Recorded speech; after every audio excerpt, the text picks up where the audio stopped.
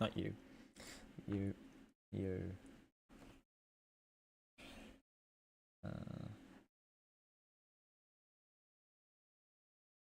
Huh. That was unexpected. I didn't think YouTube would let me start a stream from OBS. Now I'm going to be secretly showing stuff that I wasn't expecting to show, because usually you have to click go live on both OBS and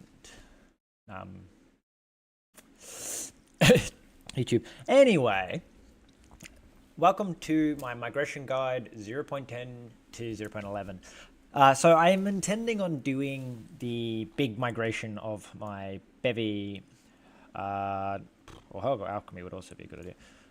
Oh, well, Bevy's bright animation needs migration. The old new migration, oh god. Why are you like this? So I'm basically going to go through the migration guide on the website, turning this into migration guide video by basically cutting out the first minute or so where I was confused about my stream starting. And then I'm going to go through and actively update, I believe the file is called hexgame. Nope, it just took me to another window. This one, wasn't it? This hexgame? Let's hope you didn't see anything. Anyway, so basically I'm going to go through the migration guide, and then I'm going to migrate this to Bevy 0.10, which should be fun. Anyway, let's go with the hello and welcome to my Bevy migration guide 0.10 to 0.11. In this video, I'm going to be going through the migration guide, and if you're watching the live stream VOD, you'll be able to go through and continue to watch me to upgrade my actual game, but that the migration video is going to come first. So what's new is the new and improved ad systems. So I haven't actually read through this document first. I only read through the actual update thing. So what it's talking about here is that they decided it was too confusing with how they had it set up in order to add systems to specific schedules. So they've changed the API. So now you can add system, or like originally you added system. Now you add systems to update A. And now you used to add systems A, B in schedule startup. Now you add systems to startup and A and B. This will result in more unified and easy to read code, because you can see much shorter than the corresponding code, and especially when you start ending up with all this weird stuff. So like, for example, you got AB in schedule startup, in base set pre-startup. Now it's just in pre-startup AB. This feels very much like they're going back to 0.9's API. They basically removed all this stuff in 0.10 and went, yeah, no, we've put everything in the same schedule. And now they're like, well, we put it all in the same schedule and people didn't use it right. So they've also talked about, they used to have an add startup system. Now it's just add systems to startup, which is a good way of unifying things. Again, they had a .on startup. And again, they're just trying to condense things down. Add systems. This is one of the few things where I feel like they've taken a little step backwards, but it's kind of mandatory in order to upgrade the API. Is used to say add systems, CDE. Now you have to go update CDE. Very small change and incredibly useful for everything except the default case. For example, in fixed update. Now it's just fixed update. It's always going to reduce code except in the default condition, which is what I think was causing a lot of problems, is that people were trying to use more advanced features and it was messing them around, so you only really had the option of default. I'm trying to work out where I put my T. On exit, on an enter, also, again, condensing it down, because anything that goes in a schedule goes, specify the schedule and the systems. The only ones that aren't really that is they split base sets into schedules again, which is, again, a step backwards. I liked the it's all one schedule, but I understand why people were getting confused and it was all broken. Render set queue. Okay, so it does the same thing with rendering. Okay. Oh, that's interesting. So it's just called renderer. The render set is now renderer. Okay. So setting configuration also accepts a schedule. So again, you used to say configure set A and say like A is in schedule pre-update and then after B. But now you say, configure set, it's post-update and its A is after B. So you don't have to specify what schedule the set's in, which, I mean, kind of makes sense. It would be nice if what they did is you could configure that A is after B and not have to specify a schedule at all. So you would have all schedules, like all the sets are uniform. So it's like all schedules could have a set A, and set A is just always after set B. But if you've got no systems in set A, then it doesn't have an effect. But this is like you've actually got to physically put the set into the systems that want it. So if you want it in post-update and in update, you'll have to add it multiple times. Update is no longer applied by default. That's, I guess, a good change. That's one of the things I'm talking about, removing a lot of predefined stuff. So all sets defaulted to being an update. Now you have to tell it explicitly it's an update. Which, it's all good. I just find it a bit weird that it's like you've got to explicitly state that it's in post-update and then A is after B. But I don't know if this will cause panics if A doesn't have a B. Like that, I thought that was the point of putting it all into a single unified system or a unified schedule. But maybe it still does that under the hood. Maybe I'm just missing something. ECS-based redesign. So on the audio, they've moved it from being resource-based, where you needed to take in your resource audio. Res audio. I don't know where res audio is coming from. That must be the audio player. Audio, play with settings. So your audio player resource and your audio sync, which was the basically the equivalent of a handle to your audio. But your audio sync would let you play pause. So the audio resource was seen more like it's like not a queue, but like your track list. And then your audio sync was the individual track running. And then you had to have a handle to it on your entity in order to control it. Now they've said, fuck it, don't put the audio sync in its own resource. It's just attached directly as a component.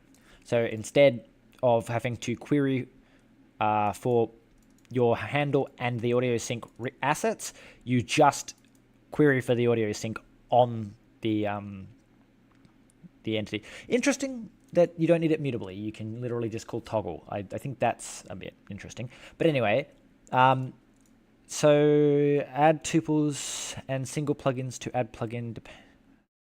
Deprecate add plugin. Ooh, I like that. That's something that's always like everything else had a single and a plural version. Like everything's always had a single and a plural version.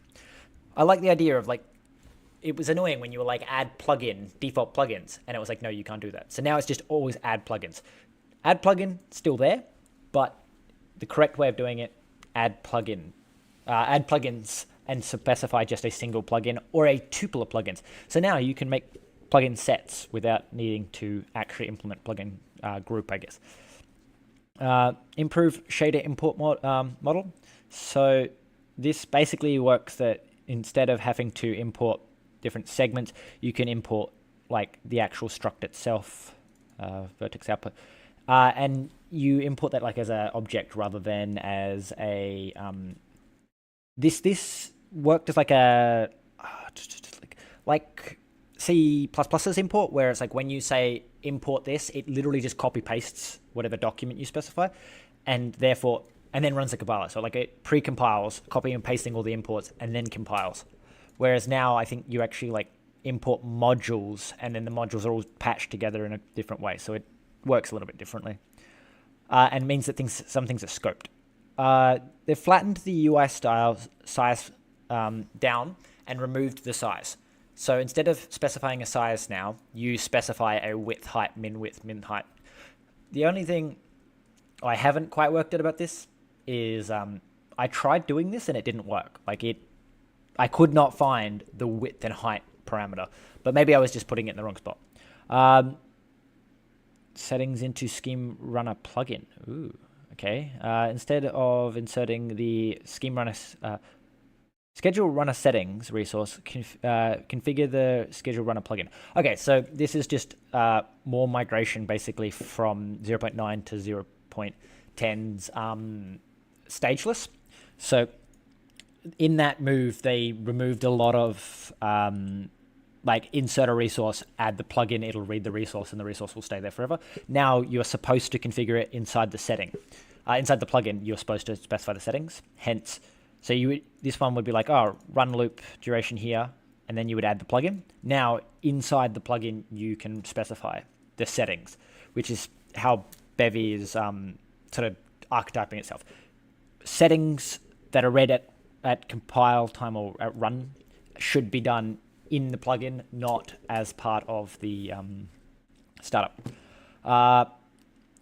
Add support for custom GLTF vertex attributes. That's nice, but it doesn't tell you how. It's just, oh, you have to change the GLTF plugin to default because now it has internal settings that need to be configured. Delay asset hot reloading. This is configurable now, which is nice. So basically, just when you set your plugin, there's a watch for changes. Instead of just being a true-false boolean, it has a delay. So that's nice, because that also means you could, in theory, say watch for changes once a minute if you had like really expensive assets that you expect to change sort of randomly, and you don't want to have to wait and buffer. You could be like, only load it when at the end of a level sort of thing. I don't know. Wonder if that would be an interesting thing. Seems like something you could use. Allow systems using diagnostics to run in parallel. Oh, yeah. Please, Bevy, do more. So they've removed the diagnostics from being a resource to being a system parameter, which means that you can literally just say, I want diagnostics. Like you say you want commands and you say you want other things like that, which means that they can run in parallel because you're no longer requesting a mutable reference to the resource, like to the diagnostics object resource. You're no longer requesting mutable access. So they need to do this with the asset server as well. It's not like the asset server because it all is async anyway. Oh, not async. It's async. I don't know. You don't need mutable access to read and write to the asset server. But it would be nice if you could just say, hey, I want the asset server, not, hey, I want resource asset server. Like the asset server to me should be a system parameter, not a resource. And then they've just changed the diagnostics if you want to read them to diagnostics store. So you can, they must be updated at the end of the frame or something, pulled out of the thing. Anyway, log to std error instead of std out. Okay. On Unix systems, we printed logs like info, trace, and error, etc. read from st error instead of st out. Use log on the command line to save. Oh, okay. So,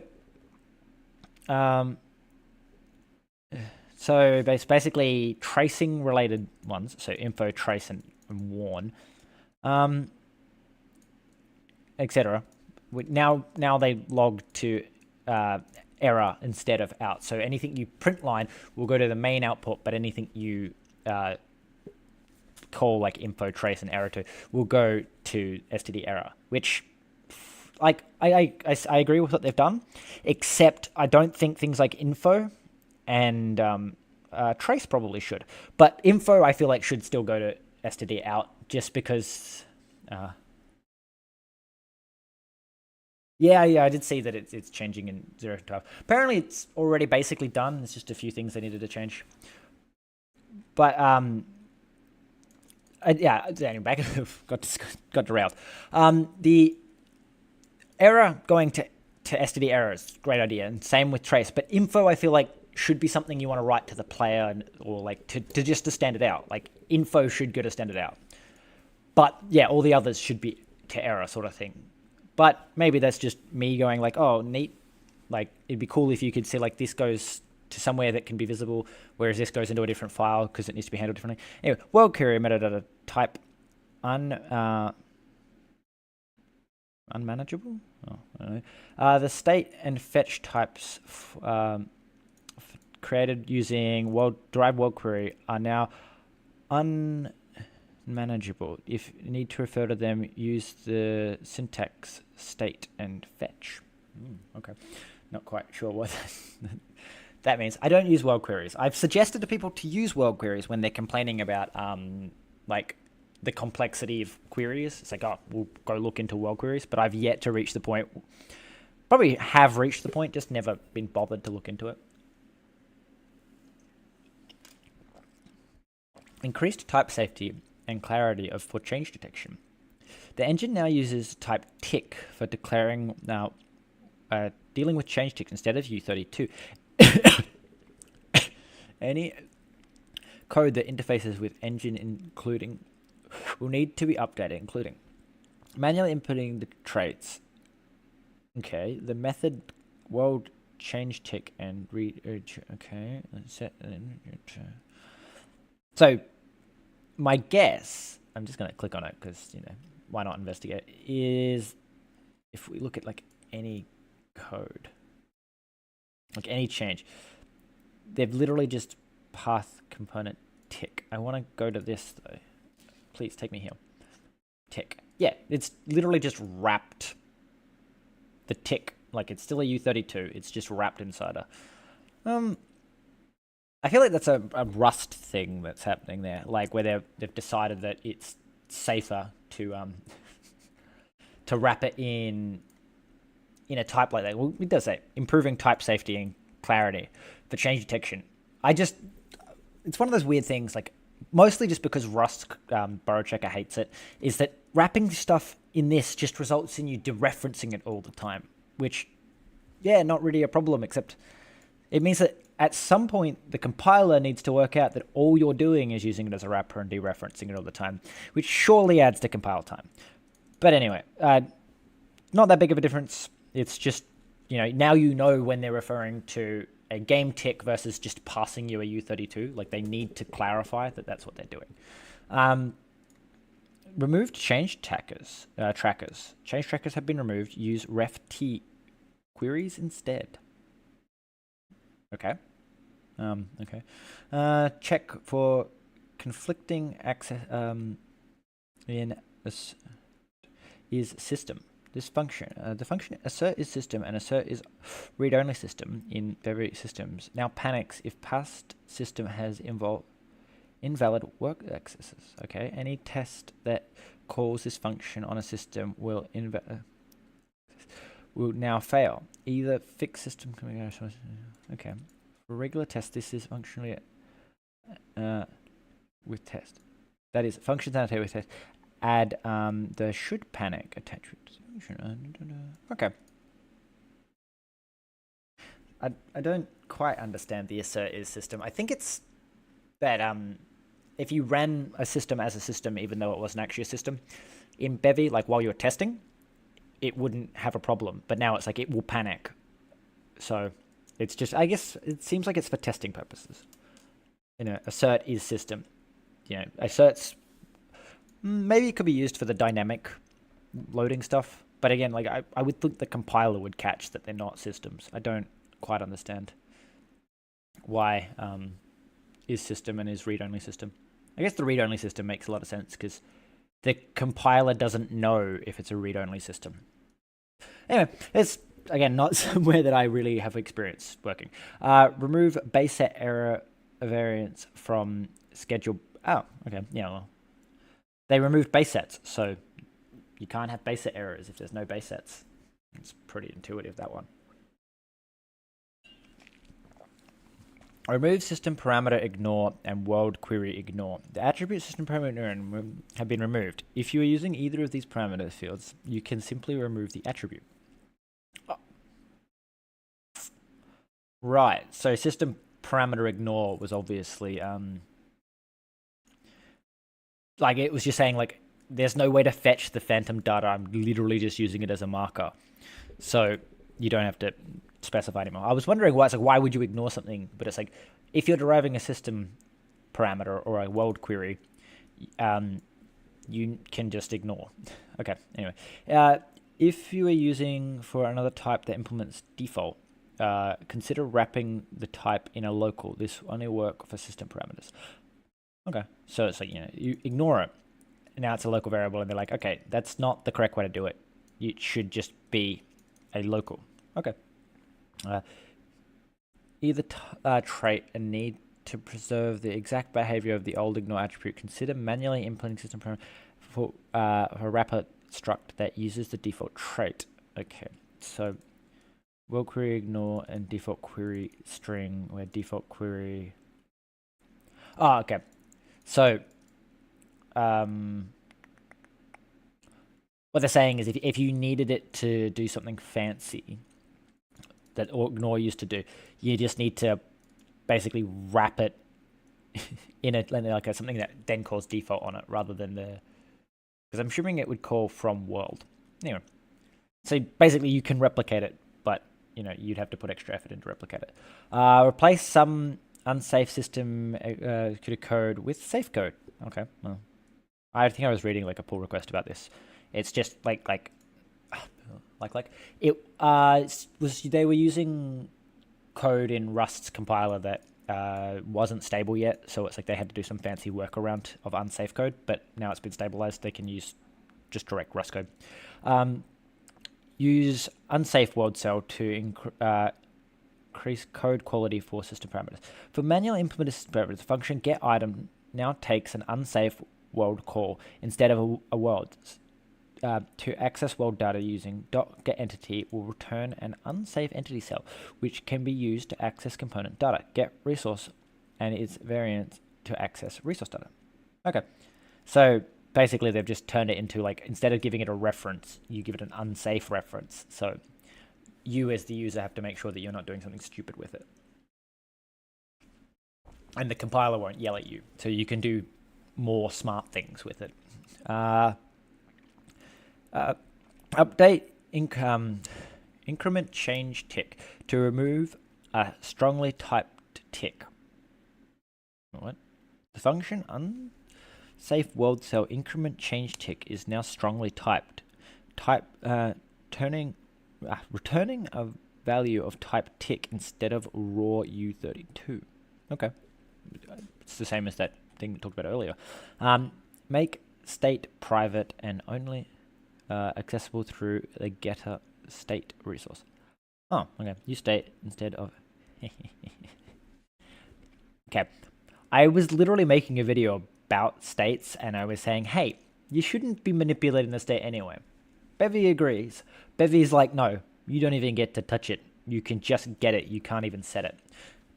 Now, this does break something I was talking about in my video that I think would be a good functionality, but means that it's gone. And that was that you could have continuous data attached to the end of a state. So you could have like raining with an F32 at the end to tell you how intense the rain was. Should have been done with a resource. I was just like, in my video I was explaining it's something you can do. You can't do that now because it required you to manipulate the state without actually changing states, because you could increase and decrease the amount of rain without anything changing. Anyway, only trigger state transitions if next state does not equal old state.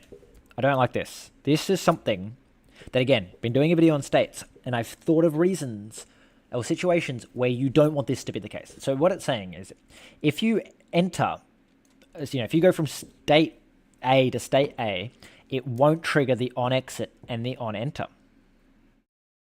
They're no longer queued up and run if the state changes from itself to itself. This I disagree with. This I feel like is, sure, some new people may end up with all this code running because they keep transitioning from the same state to the same state.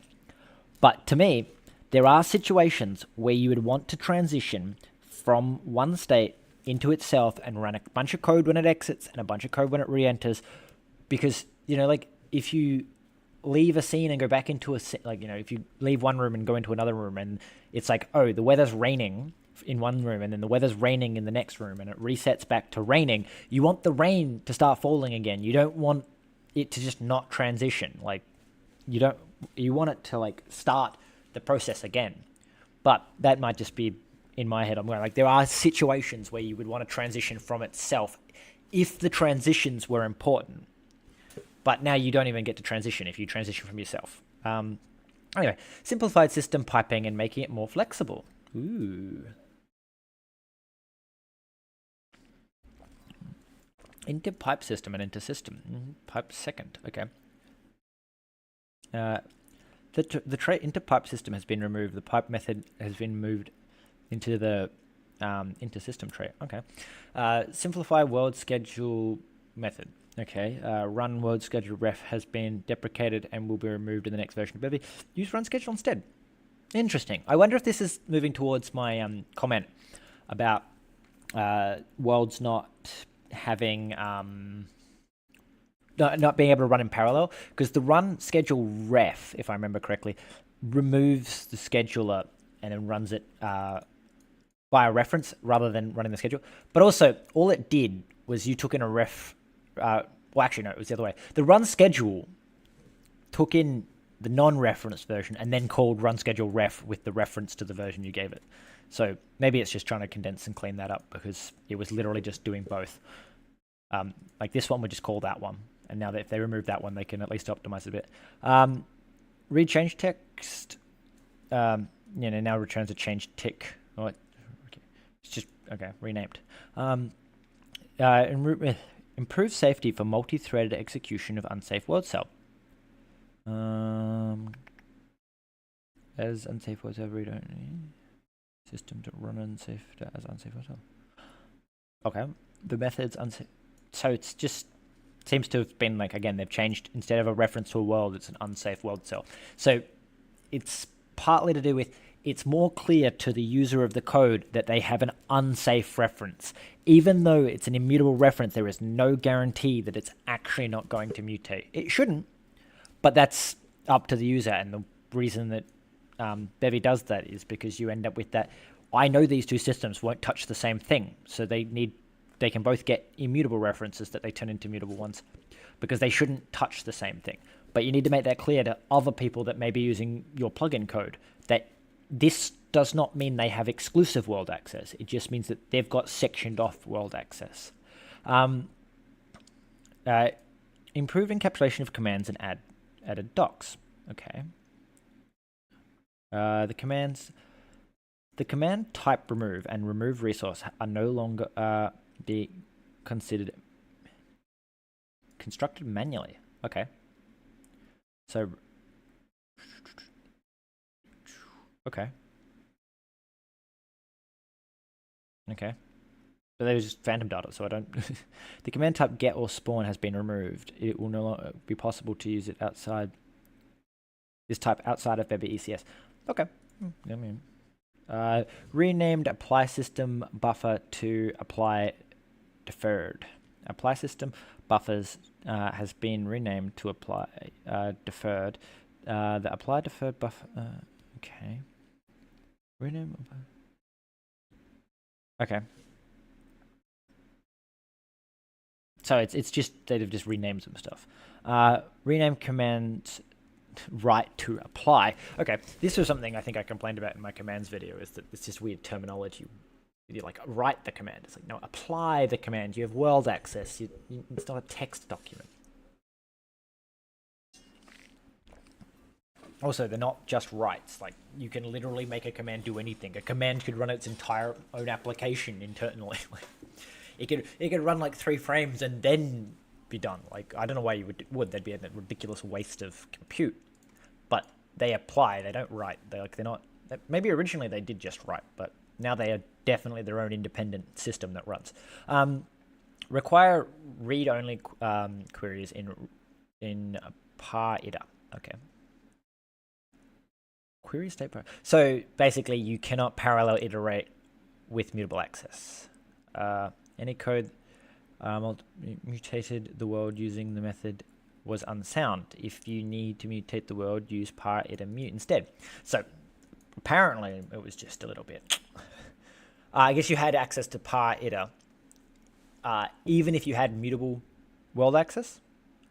But like you weren't using it to mutate. Like if you just parallel iterated but didn't have didn't want mutable access, you could do that. But now it's like, no, you have to use par iter mute, even if you're not actually going to mutate, even if you're just iterating through. Migrate the rest of the engine to unsafe world cell. So basically, it's everywhere that you use a world, you need to use an unsafe world cell. Again, I think this is just to indicate to the user that the worlds aren't immutable references. They're sectioned off sections that we're calling immutable references. You don't actually have complete world access. You may touch something that someone else is trying to edit. So it's an unsafe world cell. Simplify the commands ID for type. Okay, component ID 4. The type component ID now implements a system parameter instead of from world. This means it should be used as a system parameter for system directly instead of being used in a local. Okay, local. Okay, command ID 4. Some of these system parameters I did not know even existed, so it really shows how long I've been out of the game. I was going to do a video on system parameters, and I keep discovering more. Make query par for each unchecked private. Okay, so basically just removed the unchecked version, so you can't do unsafe shit. Yeah, so if you have a use case, get Bevy to implement it. Don't do it yourself. You should not be touching the unchecked shit, because that's how you let community plugins break shit, because you let the community make stuff with things that they shouldn't be allowed to touch. Deprecate type aliases for fetch. So my fetch. Okay, so basically they're just in query fetch is now world query fetch. So it's just wrapped it internally. Implement world query for entity ref.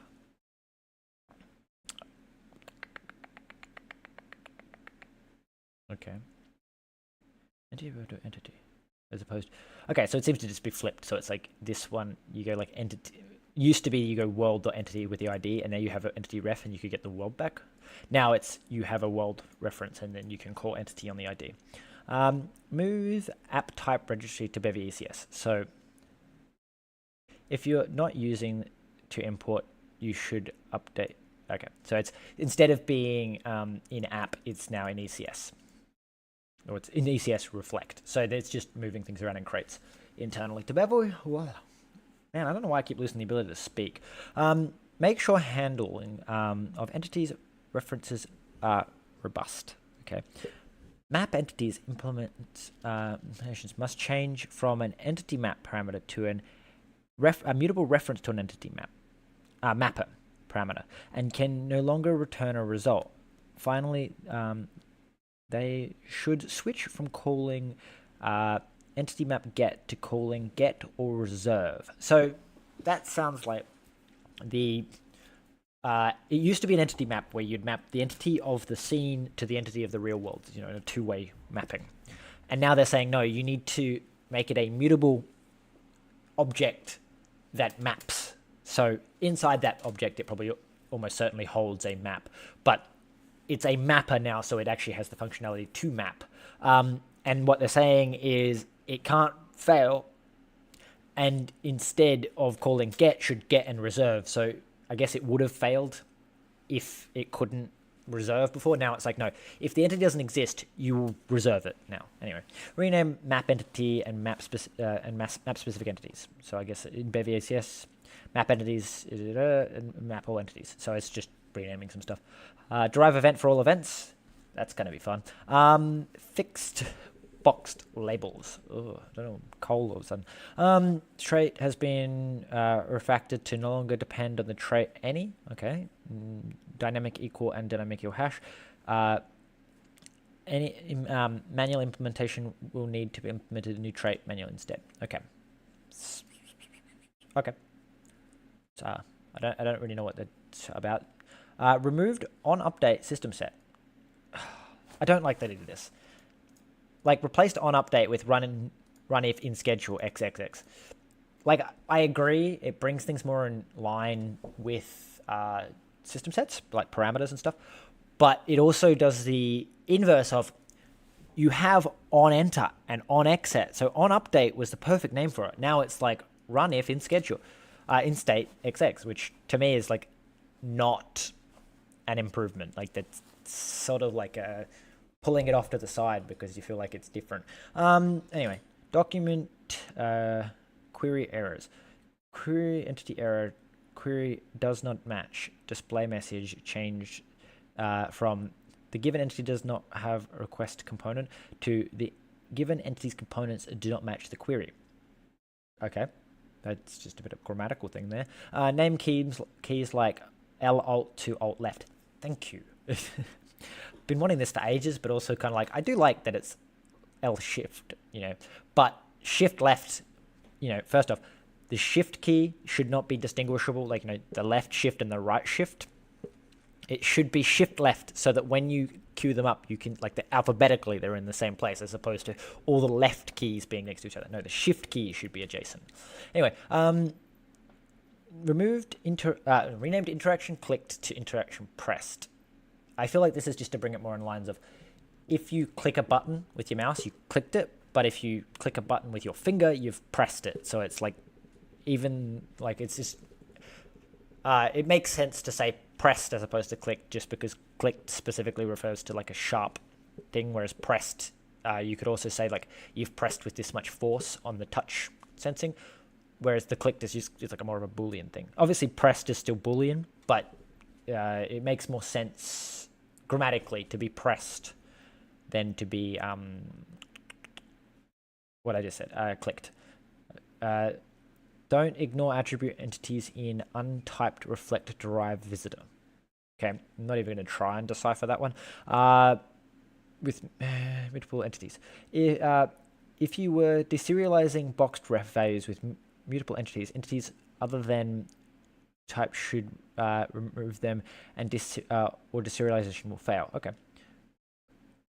So there's the from reflect ergonomic improvements. So you get rid of the from reflect, and you can also implement from reflect yourself, and you can also say don't implement from reflect with the derive, which is really nice.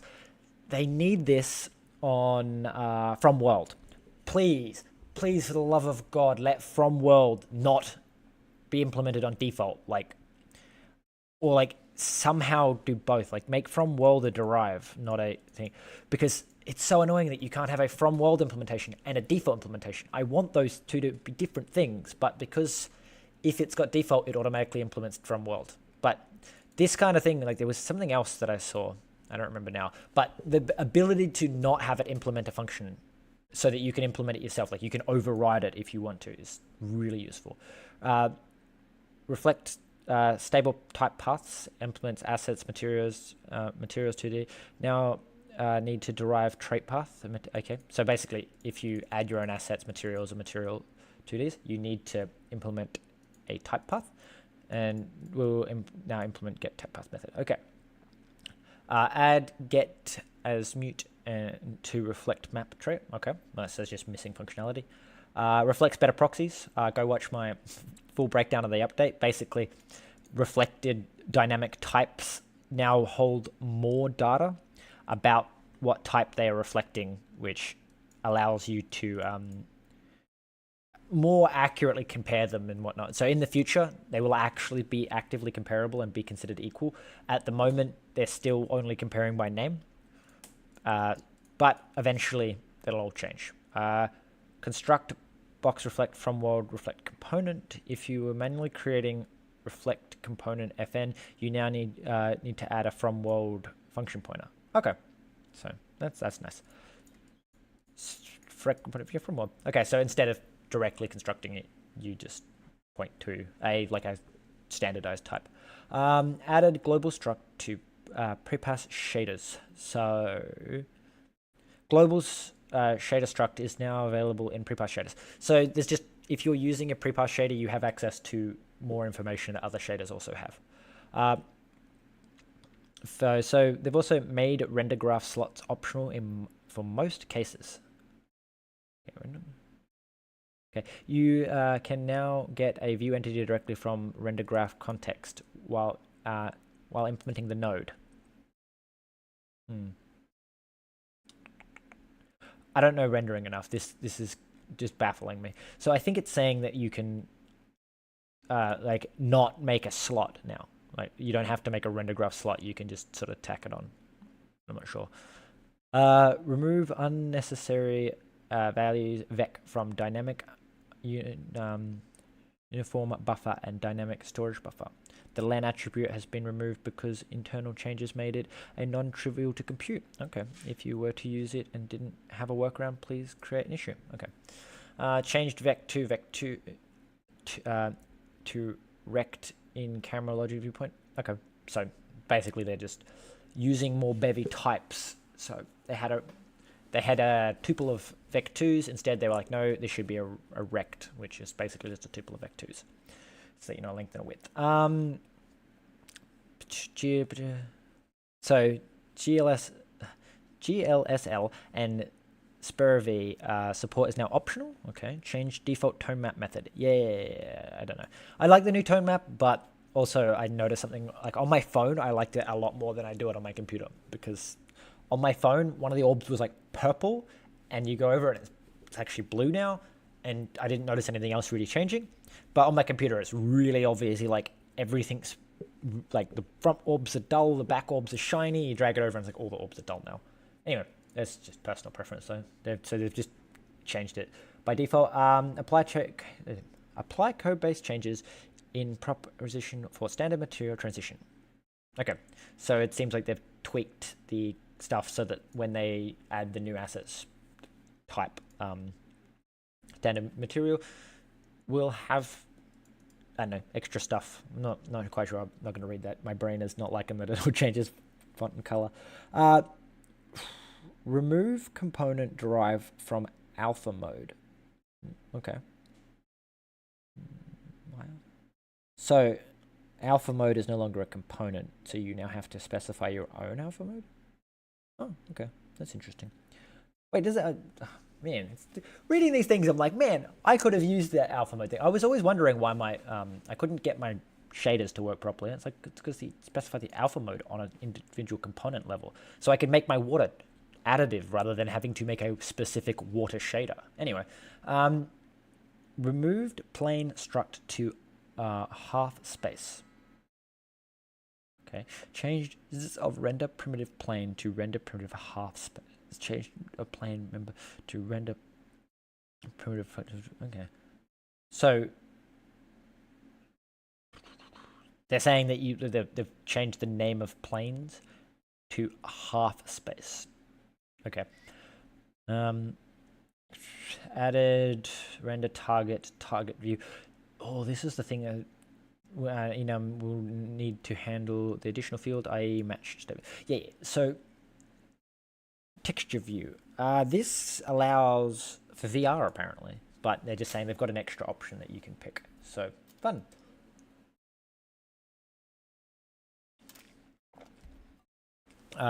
Consistent screen space coordinates. Window cursor position now returns the position of the cursor relative to the top left instead of the bottom left. Okay. I feel like this is another one of those. Previously in Bevy, they flipped it, and now they've flipped it back. But I'm not 100% sure, but I feel like that's what they've done. This now matches our other screen space coordinates, like relative cursor position, UI, and viewpoints. Okay, maybe it's not. Maybe they flipped UI, and now they're flipping the cursor position as well. But the fact that it's from the top left, yeah, it makes sense.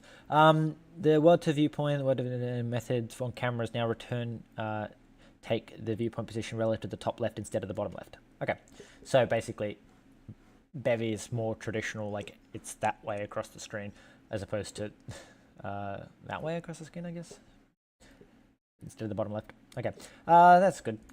If you're using word view, so you basically just need to flip your y-axis, because, yep.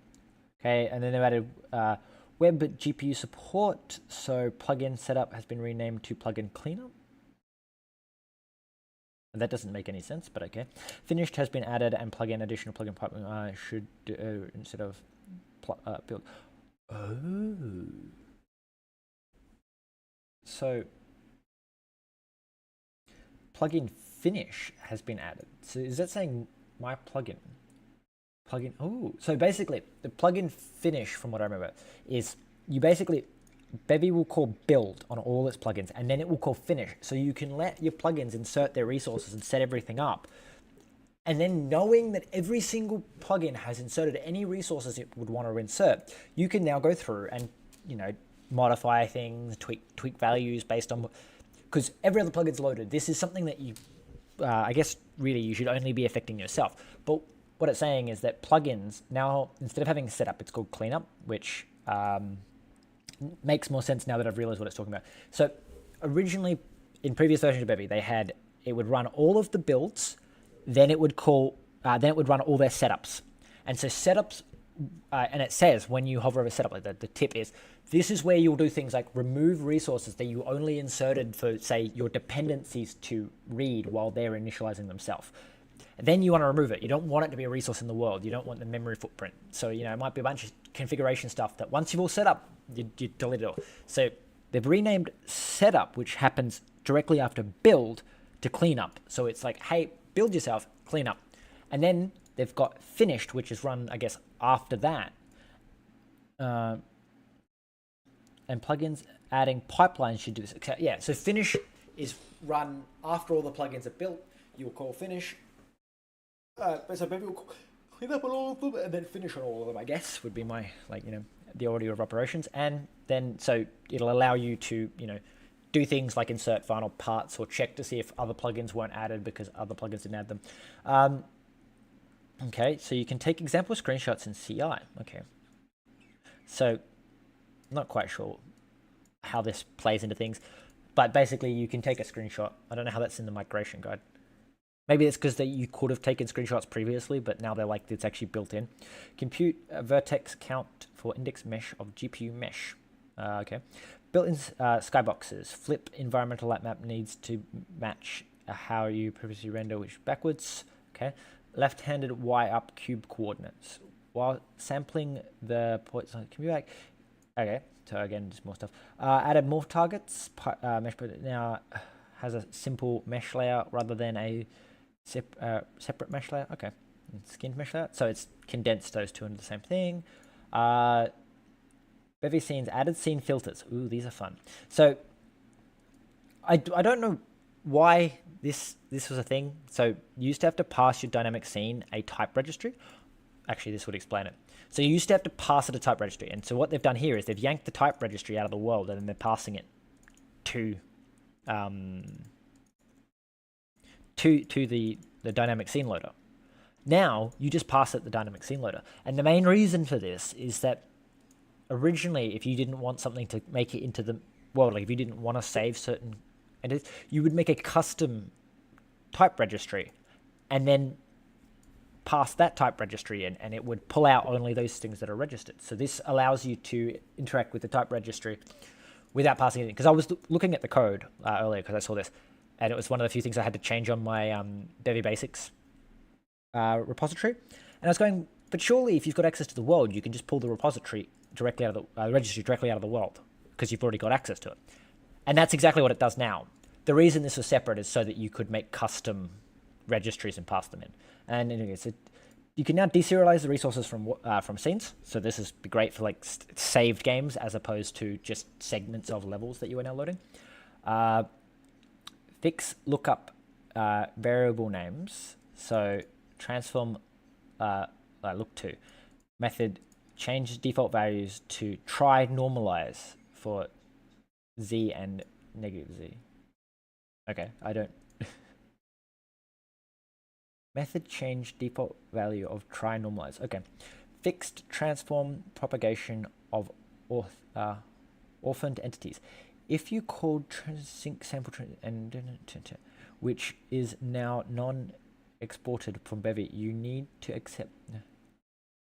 You need to account for the additional remove component parent. Okay, so it's saying like they've made it so that you can no longer propagate transforms outside of being Bevy yourself. Only Bevy's allowed to do that. And this means that you need to be more aware of if something had its parent removed and is now orphaned. You need to take that into account. Remove val undefined. Val undefined has been removed. UI behavior will default value should remain the same. Default value of rect field has been changed to pixels 0. Okay, style position field has been removed. its left, right, top, bottom fields have been added to the style directly. Okay. For the size, margin, border, padding field of style, they are undefined should be replaced with pixels 0. Okay. For the minimum size, maximum should be replaced with auto. Okay, so it appears that they're basically saying that undefined, which, if I remember correctly, is actually valid flexbox. Undefined just means whatever. But they're saying like undefined on something that's a physical position should be 0. And undefined on something that, you know, if you don't know what it is, should be default to auto. So, you know, they've removed undefined, I guess, because it was confusing people, and also it did my head in that undefined had funny behavior, like because it's undefined, makes sense it has funny behavior, but it would just do weird shit like not scale the size of things or not move things because they're undefined, and it's like, oh, I'll just be wherever I feel like being because you haven't told me where to be. Anyway, so you know, defaulting 0 makes sense because it's like 0 is like if it's on the left side, it's like because it's defaulted to 0. Change spelling, line break behavior, and line break behavior. So updated where line break behavior is used. Line break behavior updates the event hovered file cancelled when we use it. Touch just cancel. Okay, don't know what any of that does.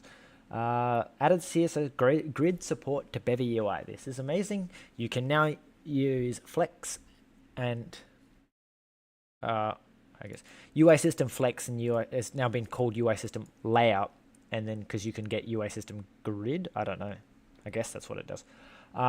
Measure func C improvements. Okay. Calculator size has been renamed to constant size. Okay, so it's just a bunch of renaming shit. Drive by UI scale when controlling UI coordinates for physical to logical. Okay, physical UI coordinates are now derived by both the UI scale and the window scale factor to compute the logical sizes and positions of the UI nodes. Okay, this ensures that the UI node size and position values held by the node and the global transform components conform to the same logical coordinate system as the style containing from which they are derived, respective of the current scale factor and UI scale. Okay. I think that's what it's saying, is it's going to basically calculate your world as if it's a certain size and then scale it down to display it on the correct screen based on what you said, rather than what it's doing at the moment, which is just funky stuff. No wrap text feature. I'll explain a little bit better of, I think, what's going on. Is it saying it's going to render your UI at the same size no matter what scale the UI is at or the screen's at for things like coordinates, and then it's only going to scale it to put it physically on the screen. This means that if you have something like, if they click exactly this position, do something, it doesn't matter if they scale the UI, because the way that the click is calculated will always be in the same position. Whereas I think previously that wasn't necessarily the case. If they scaled the UI to half, the values of where they're clicking on the UI would also be halved. So you need to take that in consideration. Now the UI is always pretending to be on like a 10-inch 9/16 screen or something. So no matter where they click, like as a proportion, I think that's what this is saying. Like the physical location and the UI location are no longer considered to be calculated first. They're considered to calculate second. All right. No wrap text function. So you can now say that text doesn't wrap. So instead of like break line on, you can just say don't wrap at all. Replace the local text query in the text system with a flag stored in a component. Okay, text bundle has a new field, text flag, of type text flags. Okay. Split UI overflow by axes. So, ooh, that's nice. So I think what that's saying is you can now specify if it goes too much over the X, make it invisible, but if it goes too much over the Y, wrap or something. So this means that like things can go off the bottom of the screen, but they can't go off the left and the right. It's like just like a tidiness. Oh, almost done. Text system split. Okay, image bundles now have a field image size and the type UI image size, which contains the same size of the image bundle, texture, and its update automatically by the. Okay, so it's just basically they've taken the UI image size out of the UI image, out of the style struct, I guess, and put it into the image bundle. Updated a hash and hash brown, and move Bevy UI accessibility system to post update.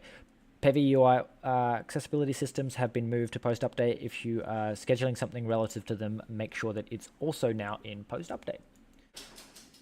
Made it to the end. Then that only took like, I don't know. I'd have to open OBS to find out. Let's find out. What does OBS say? That took an hour. Fuck, that took an hour. That took longer than the update video. Usually that's not the case. Usually the migration guide is quicker than the update video. But anyway, I'm going to do the wrap up for the YouTube video, like a thank you. You made it this far. I'm going to then go to the toilet and we'll work on migrating my game after I get back. So let me just mute OBS so you guys don't have to hear anything if I'm too loud. Anyway, I'll see you back in like 5 minutes.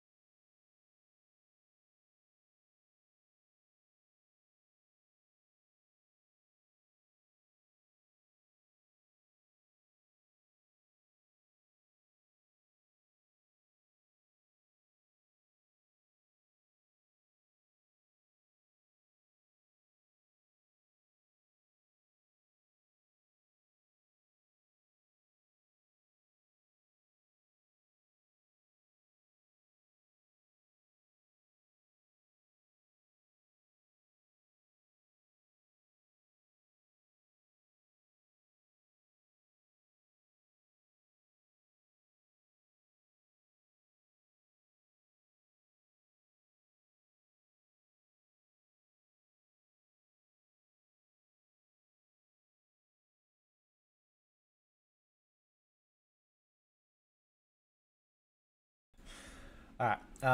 I have returned. Thank you for the like 2 people that have just sat in silence for a few minutes. I just went away.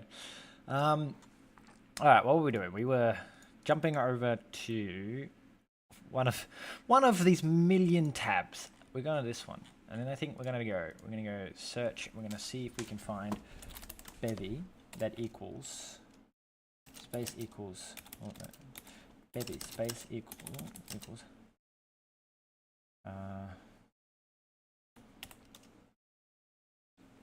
0.10 question. What? Why is this like this?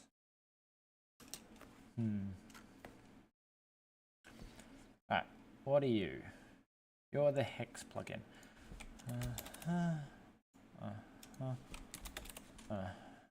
Maybe we should just search for 0.10. I don't think there's any other plugins that I have that have the same. Oh no. Okay, 0.10. Okay, so 0.11. I should probably go here and be like cargo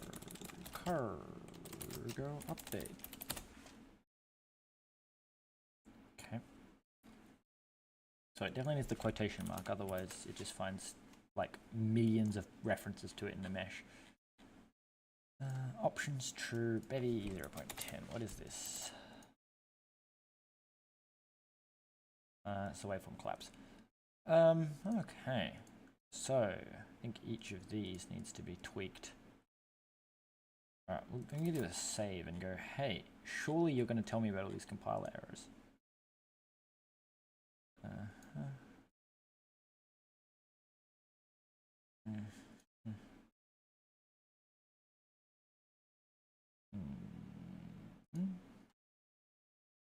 Okay.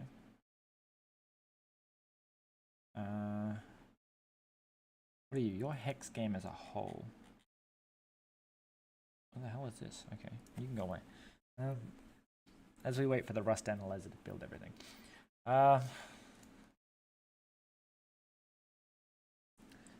Surely I can be like Bevy. And then space equals. Surely this will find all of the Bevies. So yes. Okay. Yes. Yes and yes. Okay, so they're just all Bevy 11 now. Okay, cool. That should be all of the crates updated.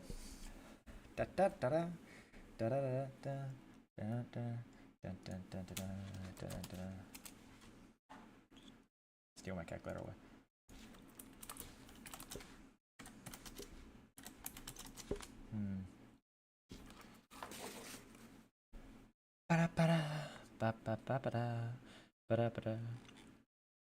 This is going to take forever, isn't it?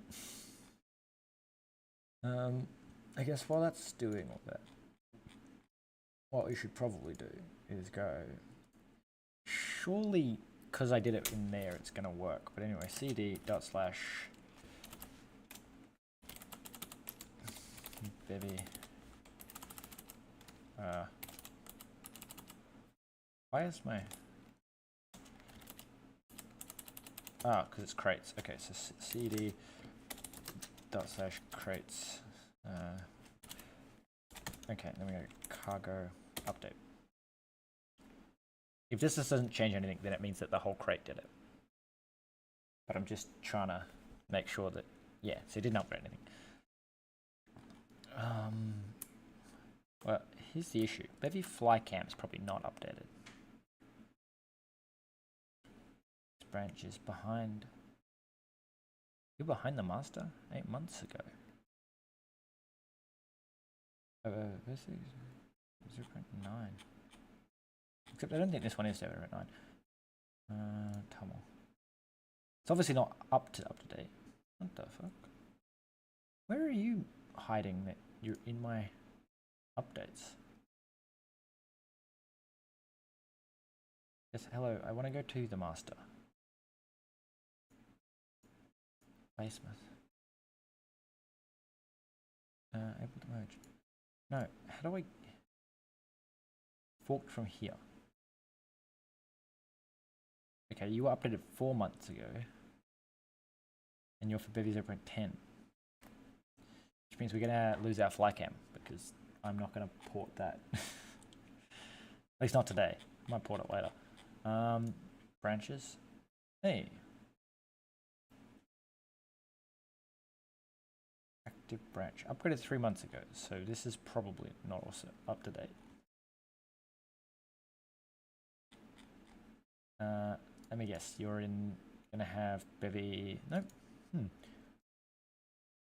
Just made a Bevy 0.11 branch without actually changing anything. Do pull requests. Yeah, all this is happening while I'm waiting for the Rust analyzer to finish scanning. Oh, it just bipped in my ear. What the fuck? Can we cd dot cd dot slash game cargo update. Yeah, pull the cargo stuff. I don't know why you're still thinking this is old.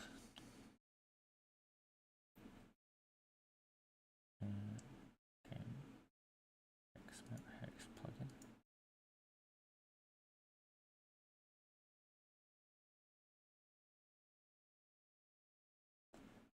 It's the same as this one. It's just got the wrong version for some reason. Anyway. Hey, look at you complaining. Hey, in base set, core set. Update.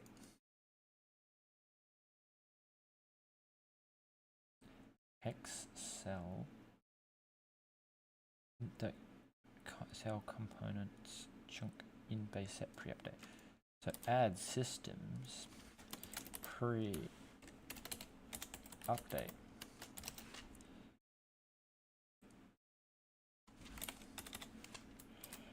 Okay, I mean that should be that fixed. Here we go. Why? Because Excel doesn't have that. So we need to go type path. Okay. It's gonna be really funny when I don't have to do like anything to update my whole thing because it just doesn't use anything fancy in Bevy. It's definitely how it's feeling right now. Okay, yeah, there we go. We got some stuff wrong up here.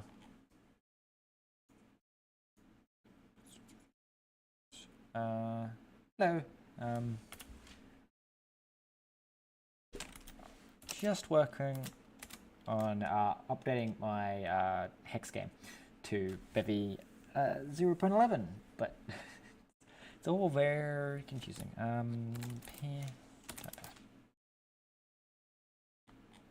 Why wouldn't you want the type path? This just seems like a really mundane trait.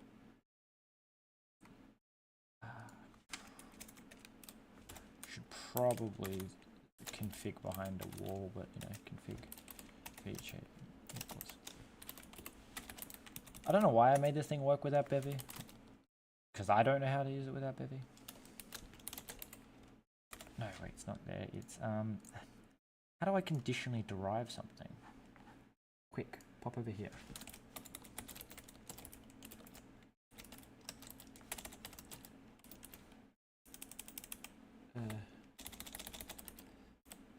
Derive Rust.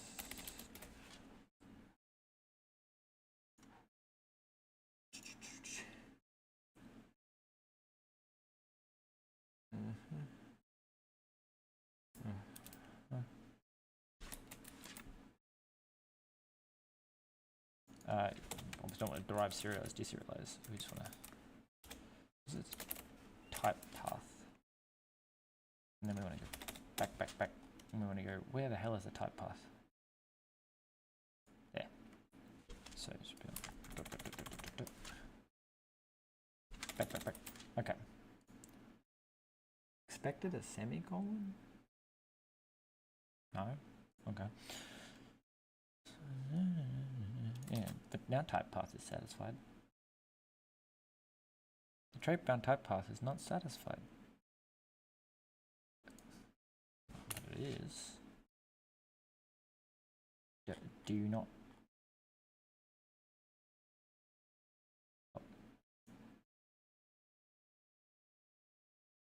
Something's turned on somewhere.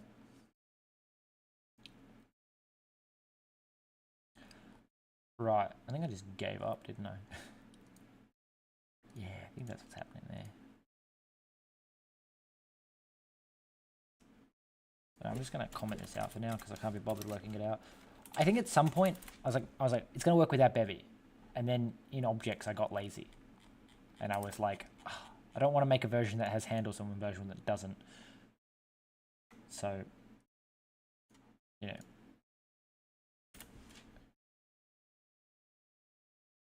Unless it's saying that this can't work. Why are you not working? Sand. Oh, fixed doesn't have a type path.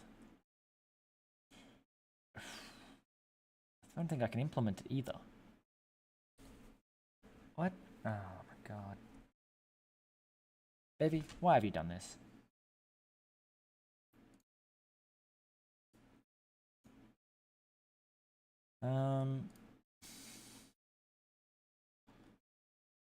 Alright, is that what your problem is? Is that P doesn't implement type path? Okay. P needs to just also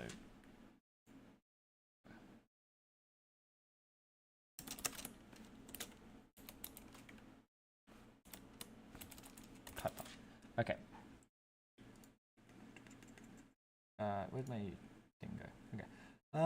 So it appears that you need to say that P also derives type path, and so does fucking UV. Okay. Both of those implement type path.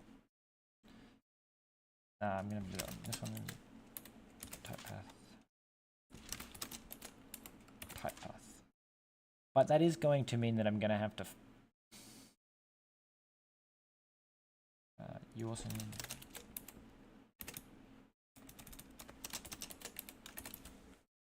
Okay, so they all need type path. Yep, okay. This whole thing needs a. Oh, no, not 2 orange. This whole thing needs a rewrite, but I'm also like so over rewriting everything every time because I'm just so bad at making things expandable, and I'm learning too much is the problem. Like that's what really it boils down to, is that I learn so many new ways of doing things and forget so much other shit that it's like I've done something because I've hacked it around, and then I'm like, oh, I could do this so much better. I rewrite this thing, and then end up just like rewriting the whole thing all the time. Okay, so what you're saying is fixed type ID. So what I need to do is say pub struct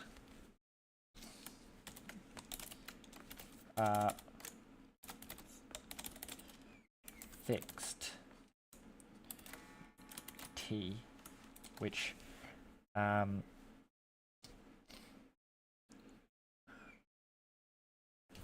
pew pew pew pew pew pew pew pew pew pew pew pew pew pew pew pew which takes in a p. No, which takes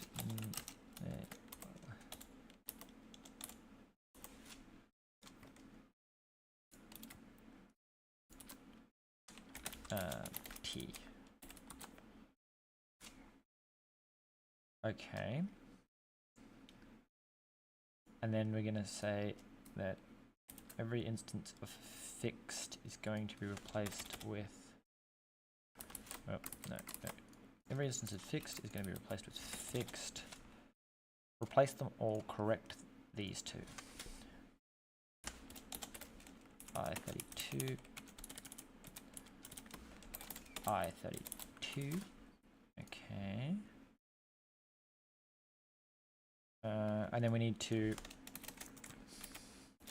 import type path for fixed. We're going to say p, where p is equal to 32. And then we're going to say p, and then we're going to go. Okay, wait, we're going to save. We go, okay, UV here doesn't, okay, so yeah, U plus type path, okay. Are you going to complain? I feel like I should actually move this up into here.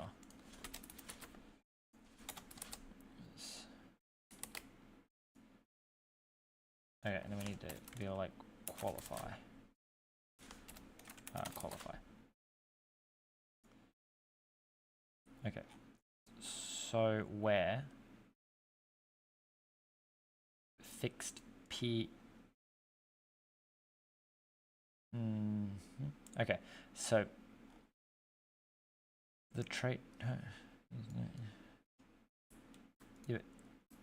Okay, wait. So it's U that we're going to plus type path. All right, and then we need to go up a level and go import that for fixed t, and where t is fixed types extra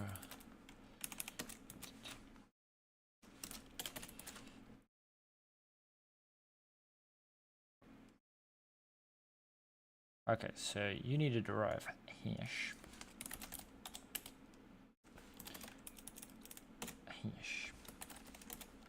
What else you need? Probably look at you. You need par equal.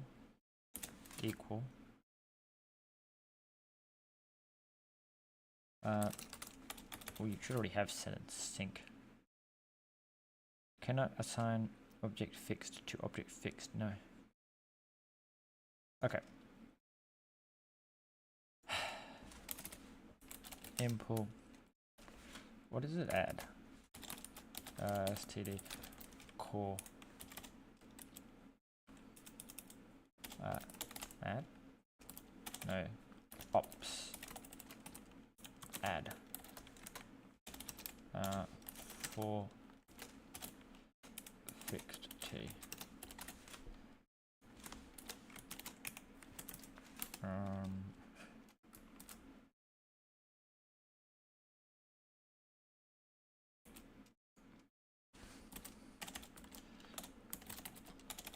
Okay, so you're fucking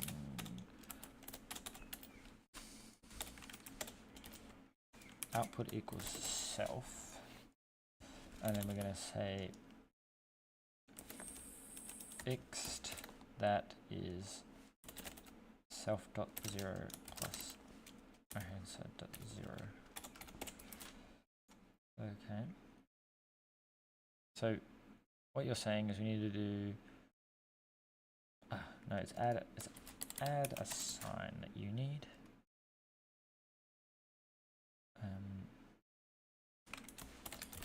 It's self, and then it's self dot 0 plus equals self. Okay, no, add a sign. Okay, self dot 0 plus equals right hand side dot 0. Okay, yeah, you don't have an output type. Okay. What else are you missing? You're missing default?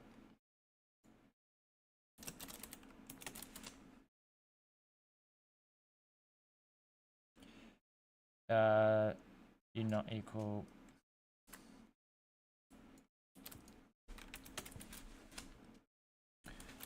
Mul assign. And that's times equals. Okay. Yeah, it's okay, we have add assign, mul assign. What's it missing now? Does not equal. Why is it divide, not divide assign? Okay, paste that. Div divide output equals self, and then it's self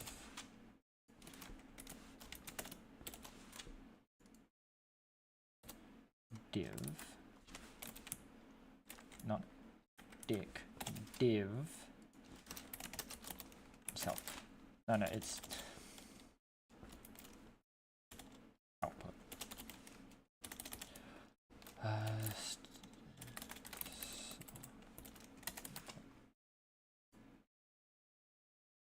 Okay, what's next? You need to implement copy. Okay, well, it's easy. It's clone and copy.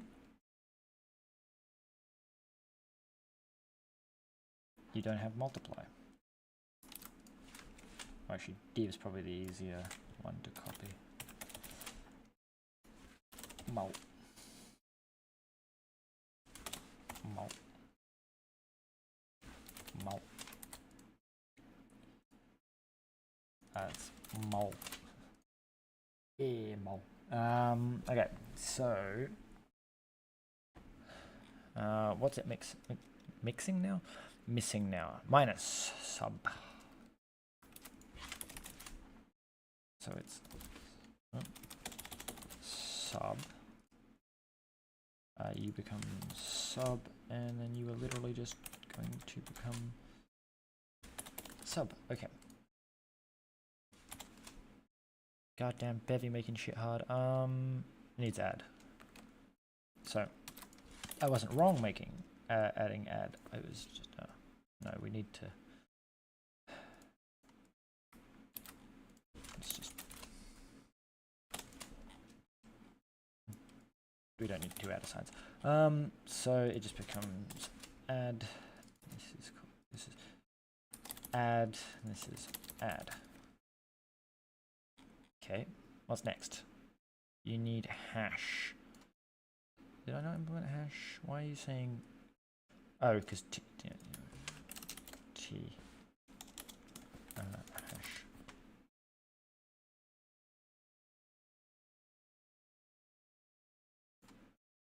Std hash. Okay. Does that fix it? No. Okay. The trait. Oh, because you're saying that.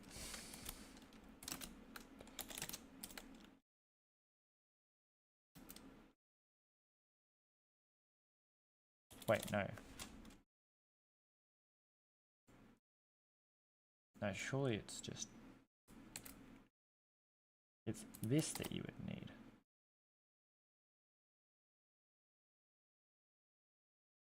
Okay, so what are you saying? You're saying that T, because T doesn't implement hash. Okay, well, fuck you. We'll just implement our own hash. So I'm gonna do this. Oop. And paste it here, and then this one's just T. And then we just say, no wait, this is hash. Hash. And then we go fn hash, and we just say, it's just self.0.hash.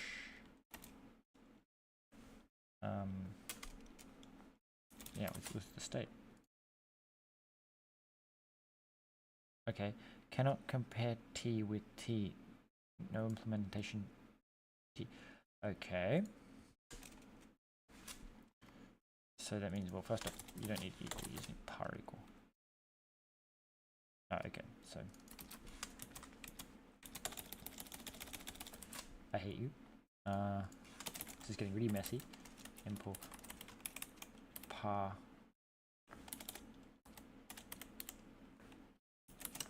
for fixed T, where T is fixed types extra less than equal 32. That equals self.0 equals other.0.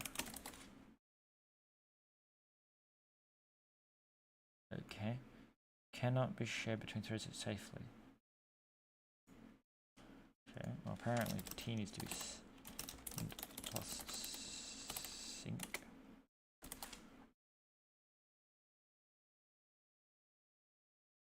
Now what are you doing?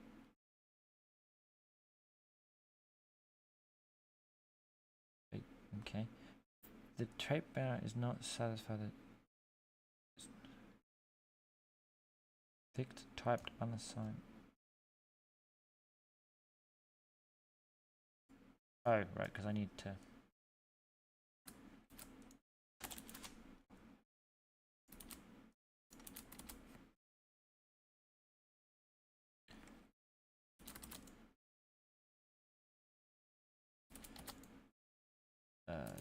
all the T's. You gonna keep complaining? No? Okay, so that means we need to go U, and then all of you just become fixed. Undo. It's that becomes that, find and replace.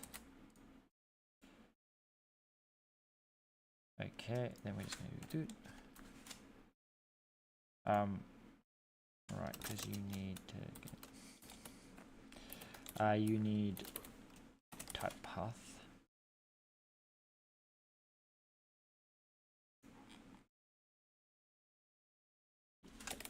No, see, you'll just become use super fixed.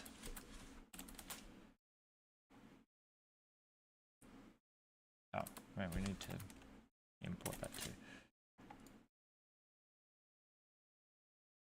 And then you need plus type path. Yeah, type path. Okay, then it should just be the same here as being like use super fixed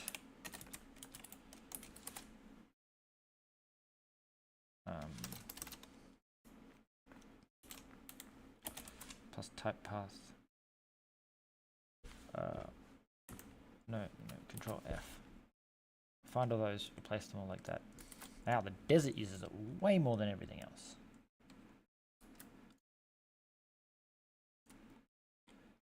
So you go away because you don't have a fixed like that. Unnecessary. Oh, the mouse is going crazy. Alright, what do we got left? So you need to be not 0 plus type path.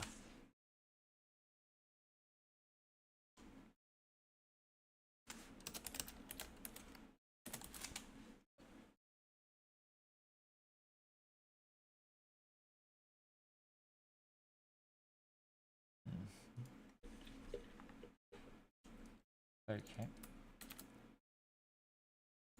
So apparently we need to implement from num. Import fixed.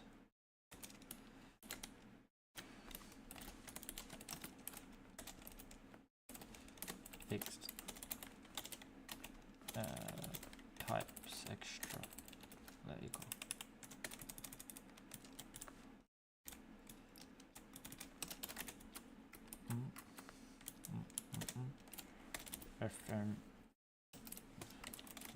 From num that will return a fixed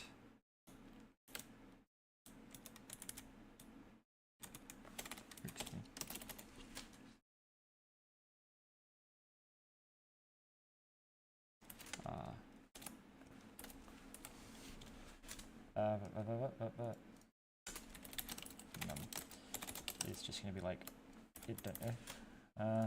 So then we would want to go fixed. It's like fixed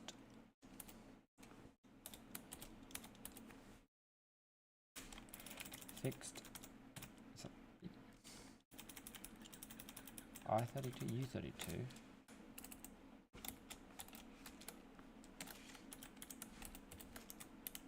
T from underscore num. So first of all, it's apparently src. Then we go here and we go, darn. What do you take in? Okay, so wait, so it's src rc. So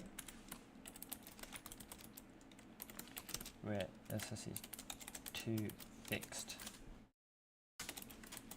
Right, I don't need that. There we go. Qualify.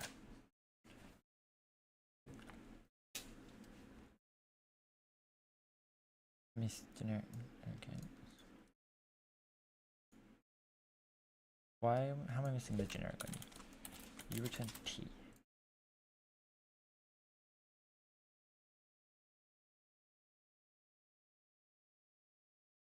Okay, so you're expecting an I32 apparently. Okay, the method add has an incompatible type trait. Expected. Oh, because these are.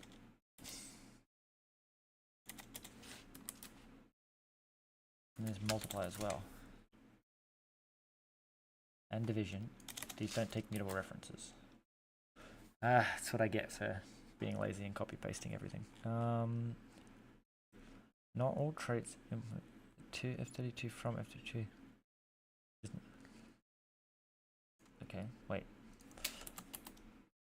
To F32 is this self dot 0 dot to F32, and then from 32 is self dot 0 dot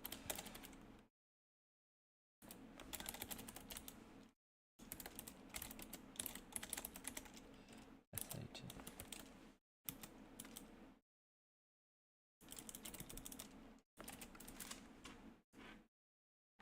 Oh no, it's just it would be no, it would be self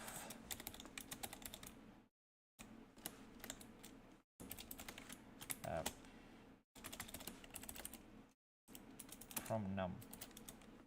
Well, okay.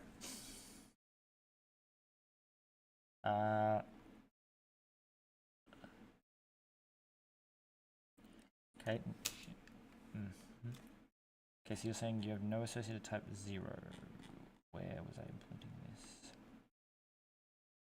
It's all got very complicated, hasn't it? That's here.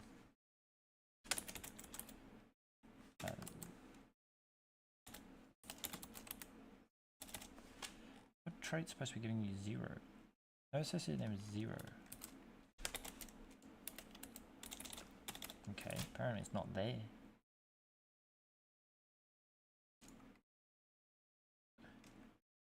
Because apparently you're missing fields, which is hilarious. Type path. Fixed. std any type name.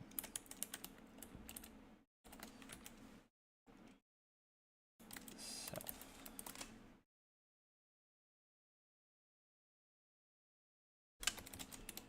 std any type name. Fixed.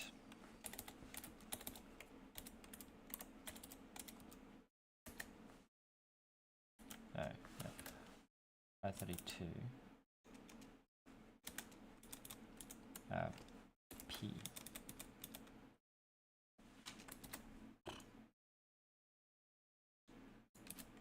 Just gonna say both of those do that. What do you mean it's missing none? Like what trait? No trait pound 0 fixed. It's got to be that it's in somewhere else.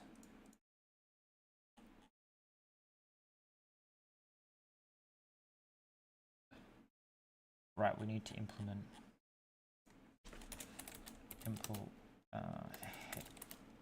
hex trick for fixed t. So t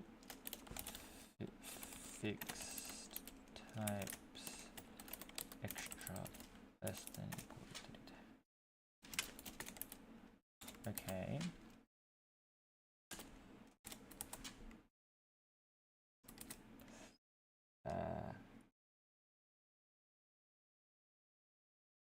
Alright. Yeah, have fun at work. I'm glad you stuck around as long as you did to watch. It's probably just going to be me fighting the compiler for the next 20 minutes, so you're probably not missing much anyway.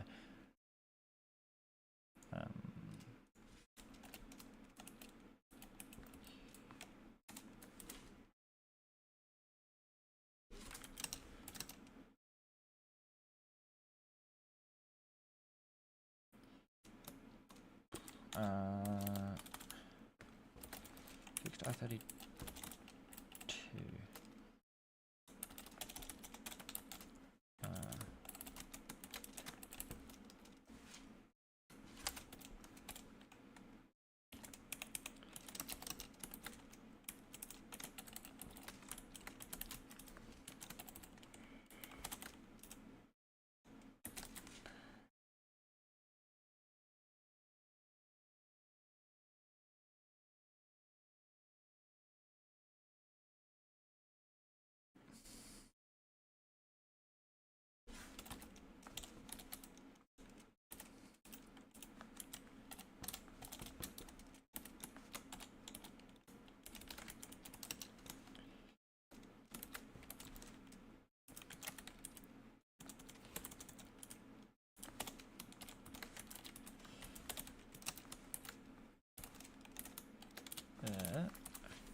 Pulled it off.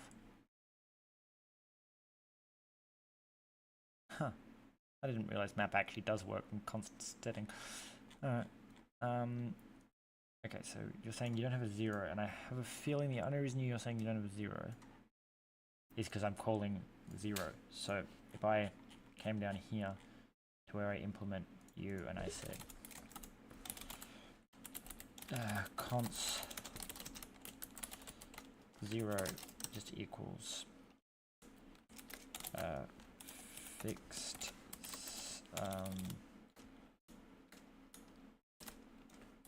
fixed I-32 T 0.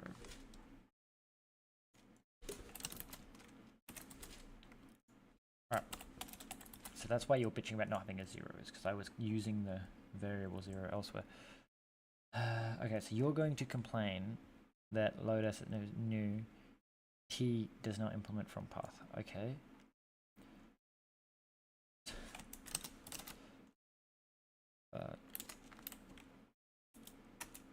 No.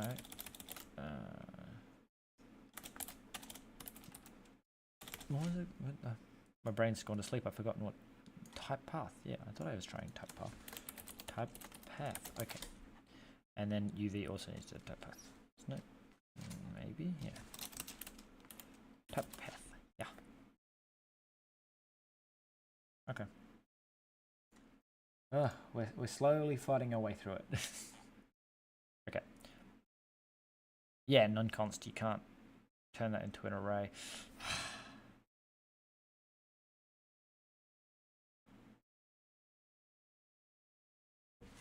Okay, so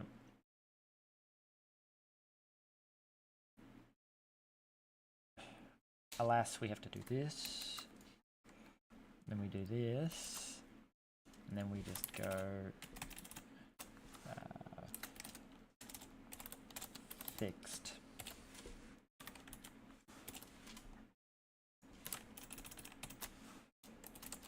Fixed. Okay. Except I've called it P there. Call it P there. Except you're fixed.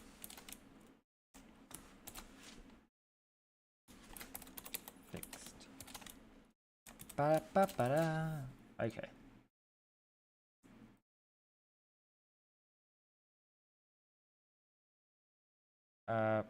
Parameterized type.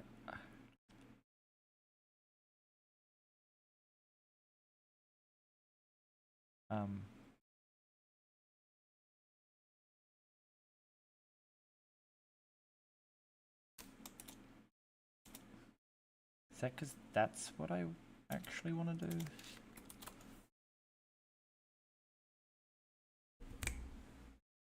Is it working now?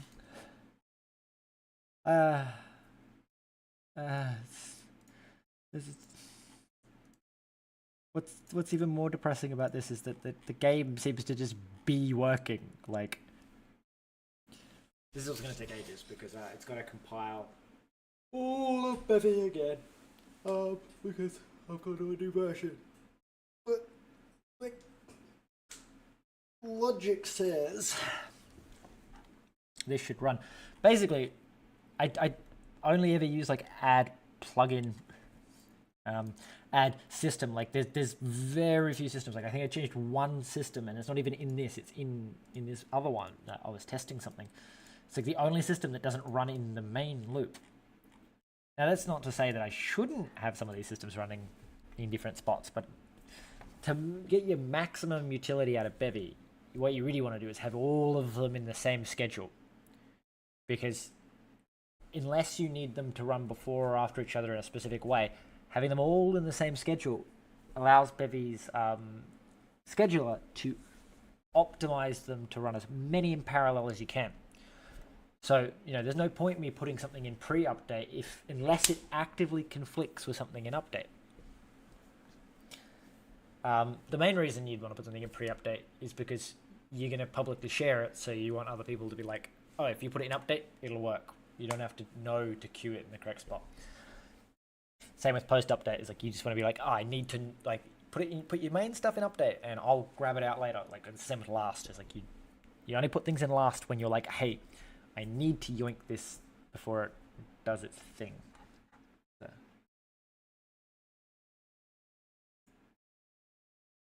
So it becomes that whole like most of these changes were related to the scheduler, and hence most of the changes didn't need actual changing. This one needed the most changing, and this is not even in a video yet. The other one is I want to just go down here and go, hey, can I bump you a version? Because, but I'll have to bump this a version, so I'm going to say 4.0. And then we're just going to go new terminal, like that one. Curve, go run. Nope, not run, update. Oh god, that's slow. No, I spelled update wrong. God, does my computer grind to a halt? I kinda wish the Rust-C didn't do that. I think this is gonna kick me back to my other monitor, isn't it? Yep. Where I have shit running. Shh, you don't see anything. None of this stuff is here. I'm not playing games on my other monitor. It's actually not my other monitor, it's my other desktop, which is, and they're idle games, so it's not actually as bad as it seems. Look. What? Why is... Fuck off. I didn't turn off one malware thing for another malware thing to come and go like, hey, yeah, we're gonna use it. Yeah, so it basically just Rust-C just ends up just chewing through all of your CPU. The only thing that I like at the moment is I finally after fucking months managed to get VLC, no, AVG, the virus scanner, uninstall off my computer. It kept doing things, and it's got to be something to do with Rust-C and the way I've got it configured up. Is it would just randomly be like, yeah, I'm going to use 80% of your CPU, just constantly. And it makes sense if it's, when I'm running Rust-C, it's like, oh, all these files are appearing, and they're all, files written in such a way that it's like, yeah, that's how a virus would appear. So it just ends up scanning millions of little tiny bits of files, like all the compiling fragments. Where is it? In target, like, we don't need to debug. Like, is it build? Yeah, like, there's just fucking hundreds and hundreds of files in here. Like, and your virus scanner would just scan every single one of them constantly, going, okay, it's a virus, which meant that it took like 3 times longer to compile shit than it needed to, because, the virus scanner was like, yeah, let me just check every single dependency that you're compiling, which, yeah, is kind of what it's supposed to do, but also kind of like really grinds things to a halt, and then it will just scan them over and over. What do you grid from columns, grid from flow? Okay. Missing field stuff. Initial. Where is this? Type registry. Yeah, but I said, what? Okay. Which thing are we fucking compiling at the moment? What did I click run on? That was the game. I thought I said game cargo update. And then if we go up here and we go game, Tommel, Bevy, 11. Did I not save this? Like, why? Why are you like this? Why are you not? Why are you like it didn't work because I'm using old fucking UI. Do I have to be... Oh, this is going to take forever. Feel like cd dot cargo. Okay, so it's this level of cargo we want to update because this is the one that has the actual lock, right? But it doesn't seem to think there's anything that needed to be updated. So we're going to have to go like cargo clean, which cargo clean, despite being something I probably should have done ages ago, is going to mean that it's going to take like 20 minutes to recompile all the Bevy dependencies, which is just it's taking ages to clean, let alone no, that seems to be a disk limitation, not a CPU limitation. So used to my computer being CPU bound because that fucking virus scanner. Look, nothing's using more than 20%. The virus scanner would be sitting there and like, I'm 30 at a minimum. Fuck me. And then the audacity of them. I finally got the thing, because for the longest time it was just so bound up. Yeah, it's gone now. When you clicked like the open the VLC or open the virus scanner terminal, it wouldn't open. And then I finally got it to open one time, and it's like, oh, it appears your computer's running slow. Maybe you should pay us and we'll speed it up. And I was like, what the fuck? You're the reason it's running slow. You're using up all the CPU resources and saying, hey, pay us and we'll use less. It probably wouldn't have made a difference. I think there's something wrong with this. Like maybe it was an update I got and I just never got the update after it, that it's like it's just bound. Because the best I could find online was someone talking about how their exact same virus scanner was doing the same thing. It was because they had a hard drive plugged in, and it was and they were like transferring millions of like a few kilobyte files, very much like if I was to copy my my target directory over. And it was in the process of like while they were doing that, it would scan every single file, not like when it left and when it arrived.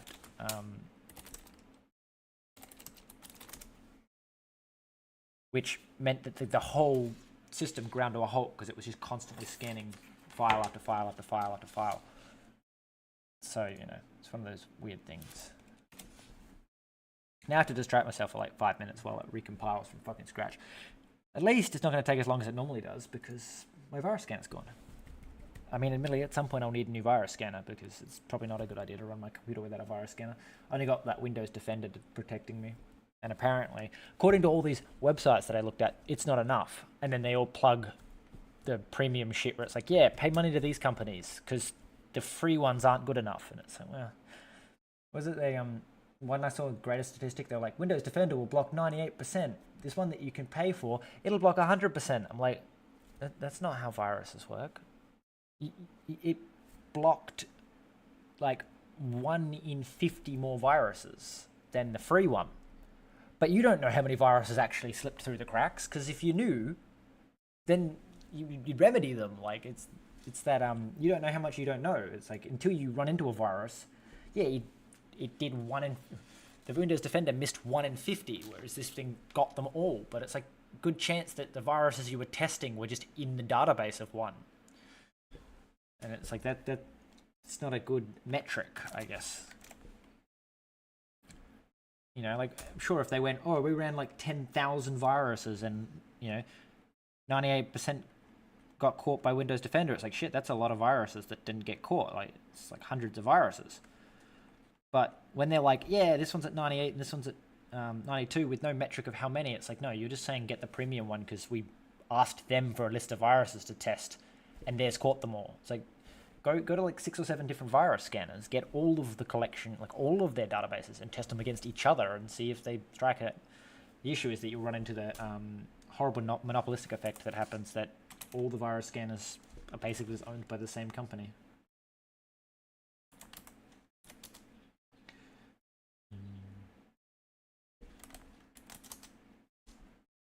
Anyway, I'm going to get a drink while this finishes compiling. I'm going to leave you guys all to sit in silence again because I thought that was really funny last time.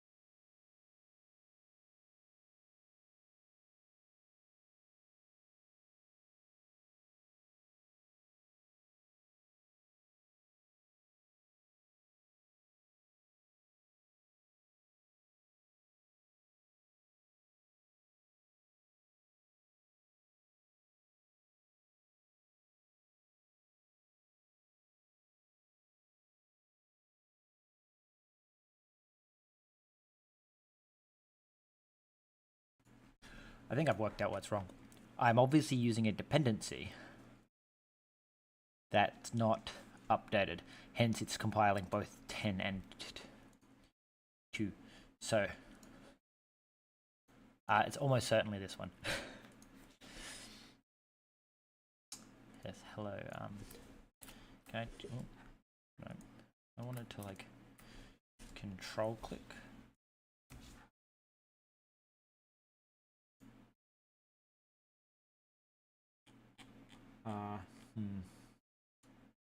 Yes, so I'm gonna say we're gonna have to comment that one out because otherwise we're gonna.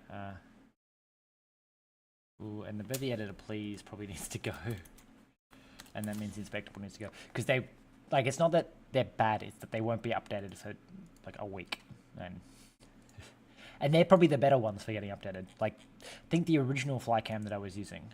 So we just take the editor plugin out. The no camera player plugin needs to go. The setup Flycam needs to go. I have no idea what this test does. Who knows what's going on there?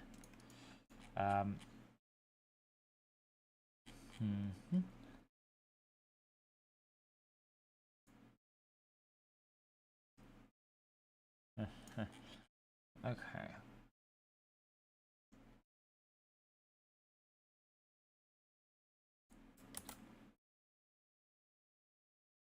Right, you're not going to work, so I need to actually comment you out. What are you bitching about?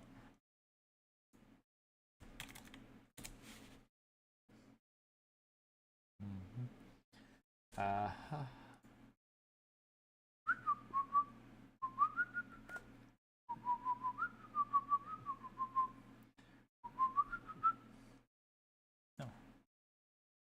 I don't know if I should be opening this on stream.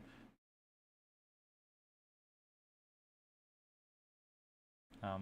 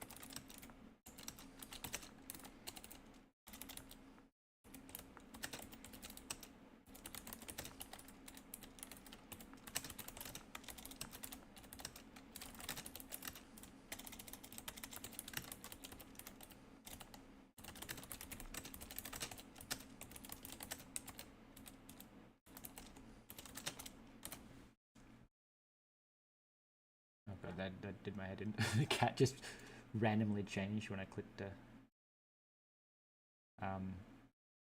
when I clicked send because it moved up. It just in my head made it look like he turned into a man. I was like, oh god, that cat's a man now.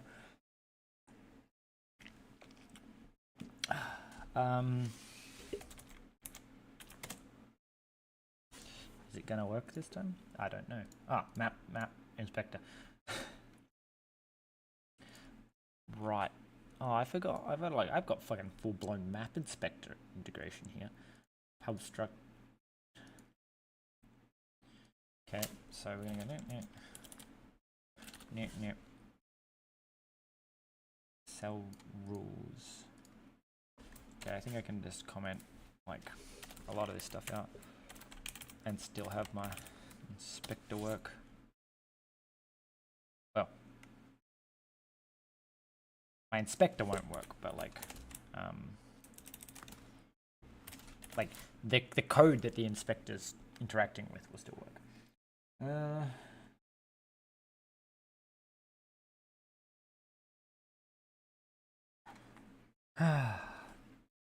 Well, at least we're compiling, you know, Bevy 0.11 this time as opposed to fucking 0.10 before.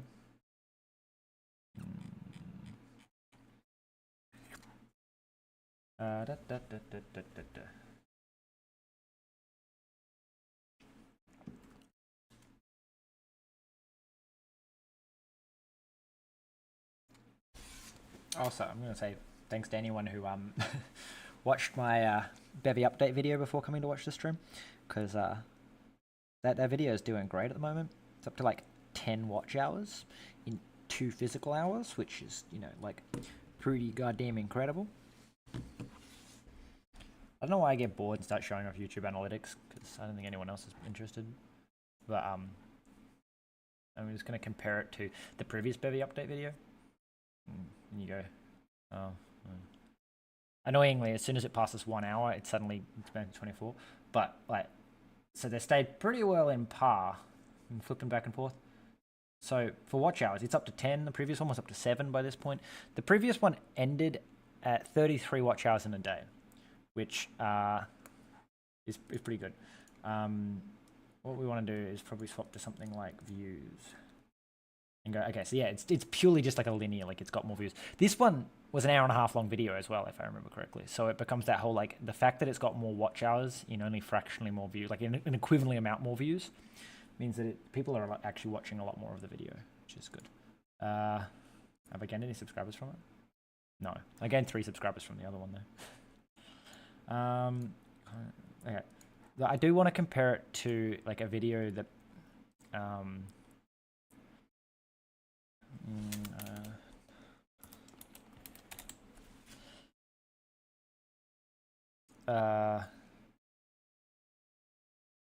yeah, it's nice to see the channel growing.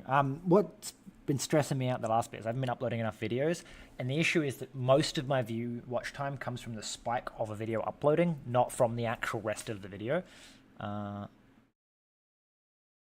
Wait, did I not put title done? Okay. Where is best? Maybe it's called that. Yeah, bestagon. Let's see, that's pretty good. So the hexagon bestagon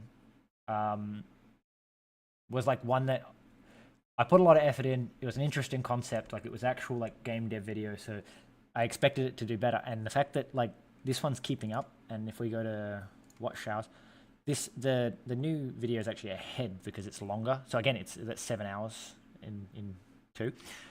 But hopefully it also, see again, it stopped at about 39. It's about 40. But see, so they get about 40 watch hours in a minute. And I think I don't know if it's this video or a different video, it's about to hit the 1 year mark. Oh, it has to be a different video because that video's not there. But if we go back and we go to like analytics and we go, no, overview watch hours. And then we want to go, we're going to probably go advanced. We want to go watch hours over the last year. To get monetized, I need watch hours over the last year to go up to 4,000, I think. 4,000 is what I need. So I need about another 200 watch hours in the next month, because at the beginning of next month, Bevy 0.8 came out almost a year ago to the day. Like, you know, like, so that video got 50 watch hours in a day, and then 20 the next day, and then so like a huge amount of watch hours are about to become invalid for me getting monetized. The only things that seem to compete is how to make a platformer, did like 20 hours in a day, and this has got to be the next update video. Yeah. Really? This can't be showing everything. It wasn't even a year ago. No, okay, so it just doesn't show everything. It was just showing like the best. So yeah, so I've got a while, considering like, you know, bestagon mesh, it's you know, it was only a few months ago. So I've got like ages before some of my best videos go out, but like this is probably the best video, and it's about to expire. And once it expires, you know, I need to get a whole bunch more videos, because you need an average to get this over a year. You need an average of like 15 watch hours a day, which means that as soon as this is accounting for like 5 or 6 days, that suddenly I need to have above average watch time, or I can have below average. And my average watch time, like some of these segments, if we go back from the actual video comparison, I'm pretty sure I can change this to the year. So there's this big spike that's about to go off, and that's what I'm worried about, because my average watch time is like, some days it's like 3 or 4 hours, but these big spikes cover that. But like you can see the spikes on like everywhere I upload a video, there's a spike. Also, some of these spikes can't be trusted. One of these, I was uploading shorts.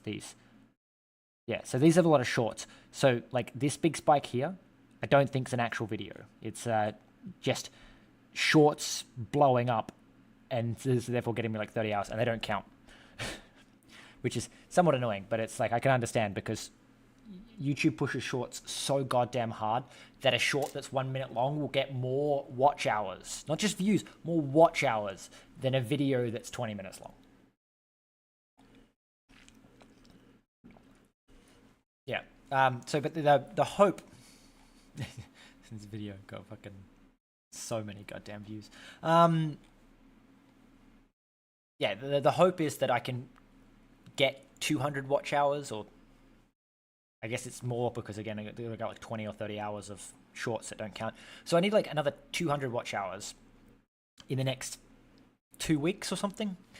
And the issue is, it's not just I need to gain 200 watch hours. I need to gain an average increase of 200 watch hours, in the sense that, these are 5, there's a 12 there. So like there's an average of about, so let's say like 6 watch hours, which means that I would need to be getting 200 watch hours over the 2 weeks, plus the 60 odd watch hours that are going to expire. So I need like 250, 260 watch hours. So let's say 300 for nice. So that's, an average of 30 or 40 watch hours a day. And the only way I can really achieve that kind of watch hours is if I did a video a day. And although theoretically I could put a video out a day, like it doesn't take me that long to make videos, their quality would suffer, and my mental fucking fortitude just, like, I can't just sit down to a video a day. I used to be able to, and I can when I've got an idea, when I've got a topic, I can do a video a day. But when I don't have like the perfect idea, my brain sort of shifts around, and I spend days just like procrastinating on it. But anyway, the fact that video has basically done the entire day's quota in 2 hours is great, because it'll almost certainly continue to trend upward for another few hours. And the other thing that's great about this, I think, again, because the big video that's about to go off is Bevy 0.8. That video, I think, was the closest video I've got to a release of Bevy, like uploading to release, than any other video I've done. And this video is probably is even closer, of like, it's literally the next day, like 10 hours ago, I got the notification that Bevy 0.11 came out, whereas all the other ones, it's like it's been a day or a week. And then I've also got this live stream, which is, I believe, up to like 3 watch hours now, that's going to add. But also, because at least I'm trying to, and the start of this live stream was me going through the update, how to phrase it, like the migration guide, means that hopefully, because the migration guide videos also tend to do well.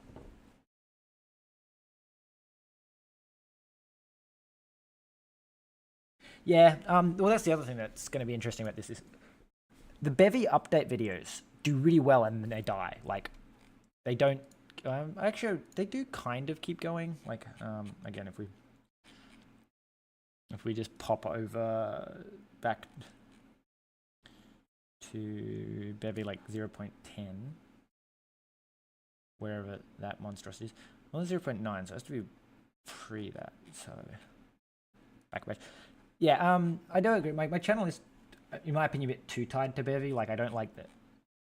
It seems my audience actually enjoys me more than it's Bevy. Like, if I put content that's not Bevy related out, people seem to watch it, but it has to still be programming related. Like, I don't think I could be lazy and put whatever I want. Let's go to the analytics of the Bevy 10 update video. So this video is doing about as well as the other video. Like, again, we're talking, it's up, the new video is up 30%, on this one. This one got 180 watch hours. Yeah, Bevy's still young, and that's what. So the thing that makes this great is apparently it's still getting views, like 100 days after I'm still getting subscribers from this video. It's just like an hour and 20 minutes of me talking, but which is why I go like I think it's partly my content than specifically Bevy, because there are much better videos talking about the Bevy update than my one. But the fact that people watch my video and still subscribe is like, yeah, that's good. Anyway, so it's got 183 watch hours over, what's that, 4 months? Yeah, 4 months. But like people still continue to watch it, but nowhere near what they do on that first bit. So I'm hoping this new release, because Bevy's community has grown so much over the last 3 months, I will get another huge spike. That's the other thing that's good is Bevy's consistent release schedule means that I will actually get more like of these big videos. Like the fact that the one update video is about to go out, the next update video is going to come in, and hopefully it'll be bigger than the previous update video in a sense. If I change it to, if I change this to like the last 90 days, we can see like how much this gets a day. Watch out. Fuck, I got 30. It's depressing that this video is doing better than most of my videos and it's an update video. But that's also because like it's an hour and a half long. So all I need is like one person to watch it. As you can see, like it has no views and then it will spike and there's like a person basically watched it. A person watched it or watched half of it. Like these will be individual views. Despite there being multiple views on the day, it'll be one person actually was interested and watched it. And as you can see, like as we get closer and closer, these spikes are going to get lower and lower. That's someone who's actually watched it, someone's watched half. These ones are like people that aren't interested in Bevy watching it. I also suspect that this is a small spike that's coming from Bevy. I know I won't see that for a few days actually. I suspect I'll get like the rest of my channel will grow, not just the video that I've uploaded. Like what other little fireworks content? Also, I got really sidetracked. I'm good at that, aren't I? Not you. You. Okay. The inspector stuff. We just kind of want to go mod inspector. Can you go away? Okay. Shader. Apparently the shader's broken.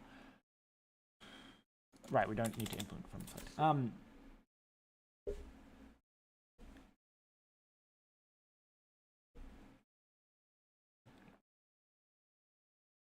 Yeah, that's like I think the issue at the moment is I'm not good at the community side because partly because it just feels like I'm being a dick when I'm like, yes, you guys give me content. I saw Kart's comment on that on the Bevy release. He says he's not going to give any guarantee that the editor, like he's not going to give a fixed timeline, but the editor, first off, 0.10 has an editor. It's just not officially supported by Bevy. But he's basically saying like it's really high priority, like top of the priority list. But no promises because I feel like Bevy's going to do the editor right, which means that it's not going to be like next update you can have a dodgy editor. But if you want a dodgy throw to get an editor, you can use the Bevy editor, please. Tomo. The Bevy editor, please, here, is an editor. Like, let's go to Pong because Pong I haven't gone to update yet, which means that Pong will just compile. We don't have to wait. I believe the Pong has the editor at least. That'd be really funny if it doesn't. It's got Bevy editor, please. So we just pop in here. Come on. You can go away. Why are you not running? Don't tell me I've got... I have a Git, but there's the belly and I haven't updated, so it should be fine. Let's just wait for this editor to run.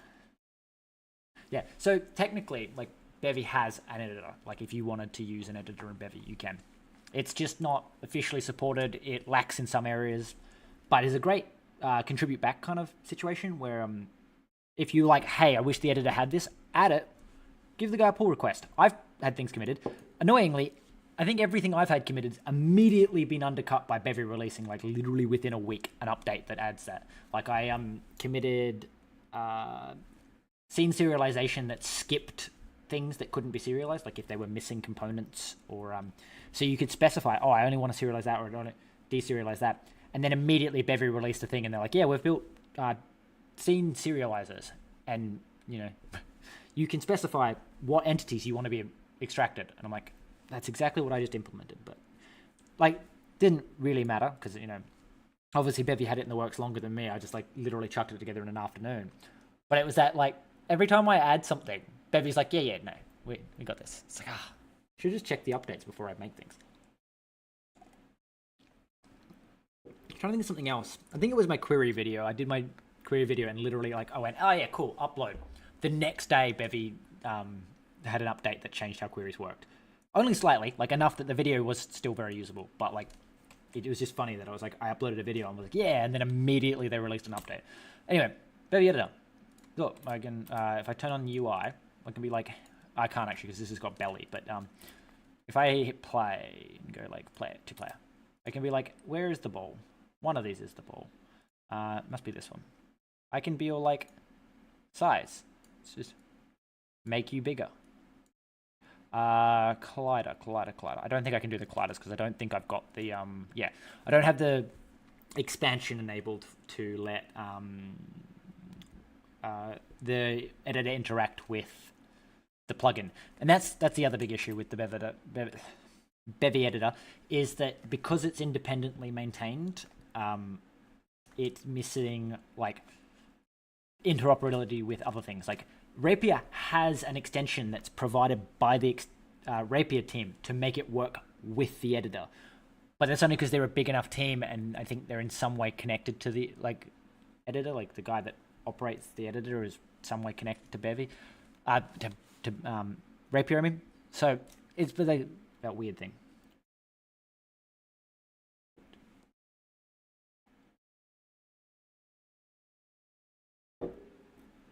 Well, I think that's the thing is it's the harder thing to contributing back to Bevy is that they're all professionals. Like most of the people contributing are like, I've done this for 30 years, or you know, which means that outside of contributing suggestions or small tweaks to broken things, there's not much you can do. Like, you know what I mean? Like you've got to write code to a really high level and standard to get it put into Bevy. So the way to give back to Bevy is not to contribute anything to Bevy directly, but to make plugins. Like the ball's getting faster and faster. I forgot I added that. I made this Bevy sprite animation, and I have no desire of ever getting this into Bevy. This is shockingly written. It's terribly made, but it's got like 50 stars on GitHub and like 4 forks. Like people must be using it, but I don't want it in the actual engine because it's just shit. Like.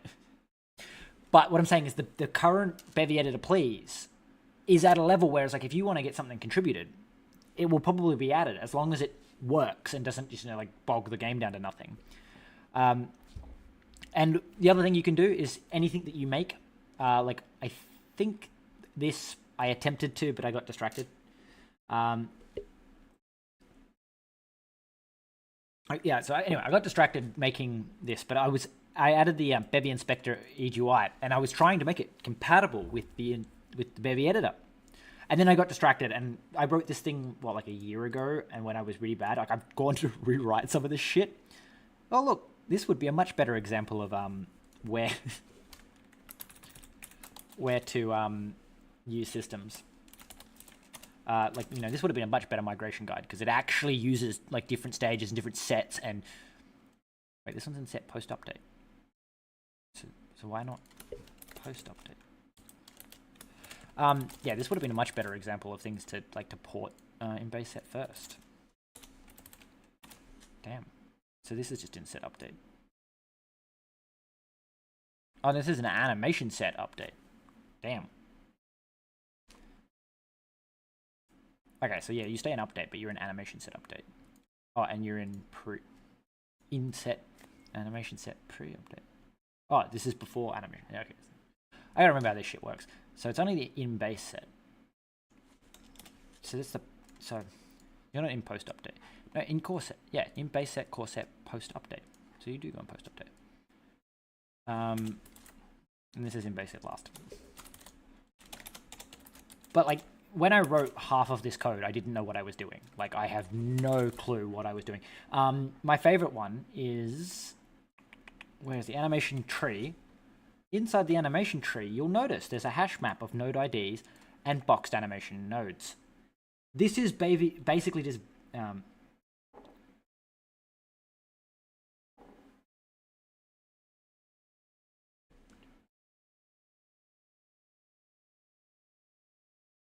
my brain just immediately shuts down when I try to read. It's hilarious. The node ID and box node is an asset. Like, I've literally made assets, right? Like, an asset set. And then, even worse, I've made a feature serialize that takes in a hash map string and box dynamic loaders. This is the Bevy asset server. I've made the Bevy asset server because I didn't know how to use the Bevy asset server when I made this plugin. I just went like, poke it with a stick.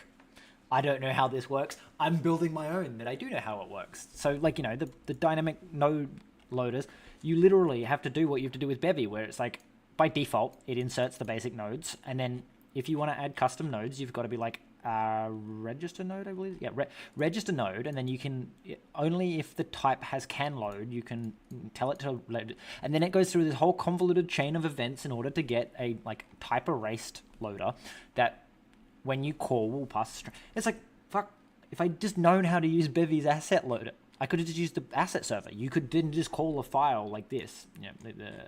Where is it? The .node tree, all they would do is make an asset server that takes .node tree. Admittedly, it probably still would need its own custom loader because I don't use file extensions. I'm not like, I load a .node, but the .node will then look and go, oh, it says FPS node, and that's how it knows which one. So probably still needs to be slightly distinct, but I could have had an asset loader in the Bevy server, like in the Bevy asset server, that then loads and pre-processes the assets. And I was adding nodes the other day for a video, the scale node.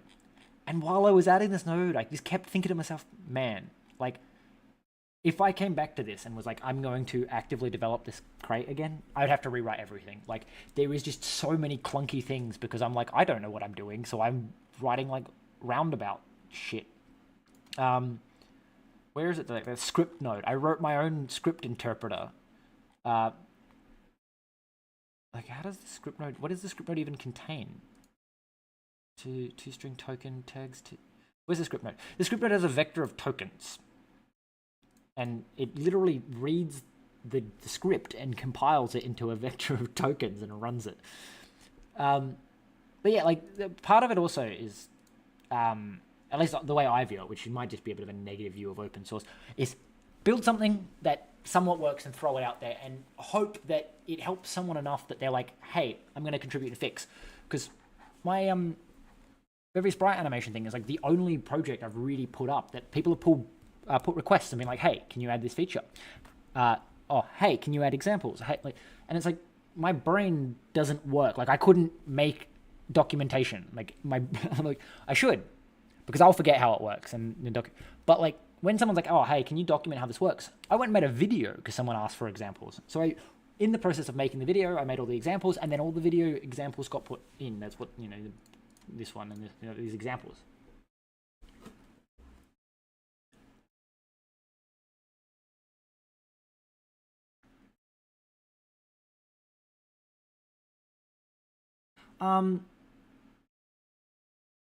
Simpler small language for scripting.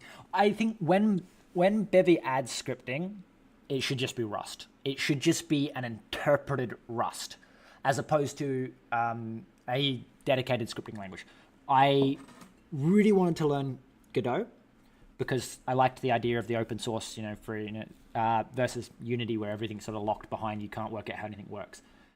The issue I ran into is Godot script is fucking Python, and I can't write in Python. Like, the fact that, you put one extra too many spaces and it doesn't work, fucks with my head. And I do it all the time. Whenever I'm writing something, I'll put let or var, like I'll swap what the, because it's C++ and C#. You specify what variable you want to hold. So like you would say like int and then specify what it is, rather so that's how you declare a variable, is you say what type it is and then its name. Rust, every variable is let, because in theory, you don't need to specify what it is because Rust will work it out later. It's only when you want specific behaviors you need to specify.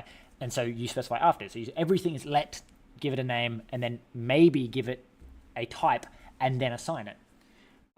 And when I wrote my FPS, my script, my script node, where did it go? Script node.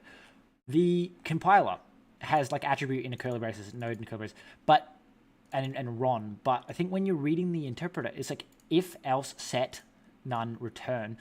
I don't think I enabled variables is what's happening here. But I was like, when I was doing it, I would write scripts in such a way that it was like let thing do, because that's how Rust's written. And I don't like that all these things like they're like, oh yeah, learn 2 languages. Why would the biggest scripting library for Unity be Lua? Why not just let it be C# syntaxed that gets compiled, gets interpreted instead of compiled? Sure, it might be slower than compiling it and actually running C code or like C++ code or C# code in Unity's example. But it's like, it's the fact that it's structured the same. The fact that the script can be like, I read the script and I turn it into a format that can be interpreted, means that you don't need to learn 2 languages. It's different if your intention is to let the player like read and write the script. But that's more on a level of that you need to make a custom script for your game. Like every game uses Lua because it's easier to read or whatever, or easier to write or something. But I'm like, I can't stand Lua. If fucking starts at 1, indexed at 1, like why? Like admittedly, I get like 1 and 0 are arbitrary, but I like the fact that you can just say I equals this, like I times spacing, and you get the correct index. Whereas with Lua, you've got to go I minus 1, or and then multiply it and then add the 1 back, sort of thing, to stay in the correct spacing. It's getting sidetracked. I don't like Lua, but like a lot of the games that I know that use Lua as a script write the Lua by the developer. Like the game developer writes the Lua, so you can't say that it's because it's simple for the user, because the user never gets to see it.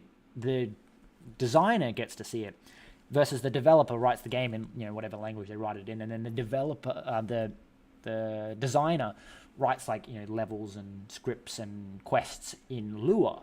And it's like, well, yeah, that makes sense. But as a developer, to me, it'd be better if everyone just wrote Rust, so that if you do end up writing a script that's too slow, it's just compile it and put it in the actual engine, rather than if it's Lua, it's like now you've got to work out how to convert your Lua into the language so you can compile it and put it in place.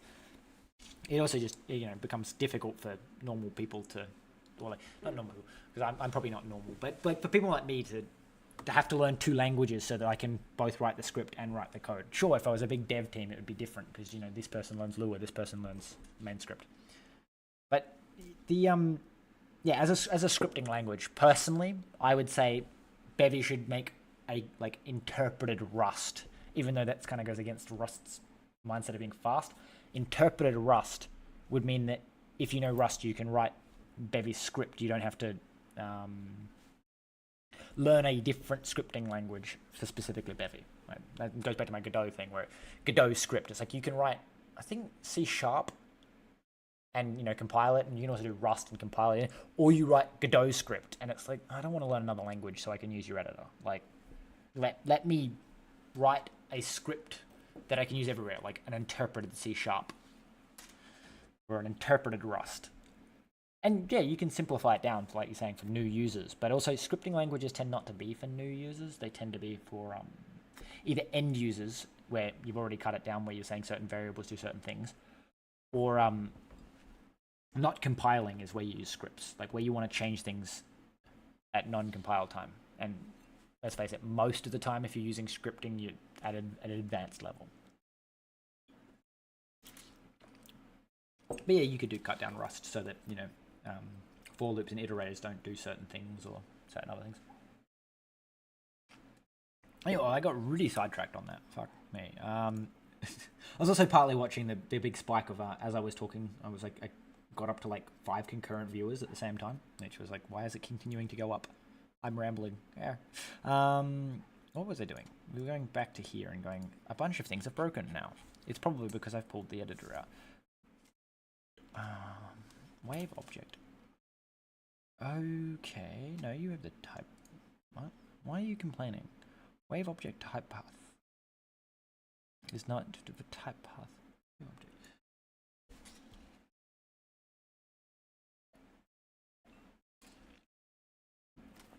Yeah, but that's what I mean is Bevy as an engine might grow faster if they built themselves in C sharp.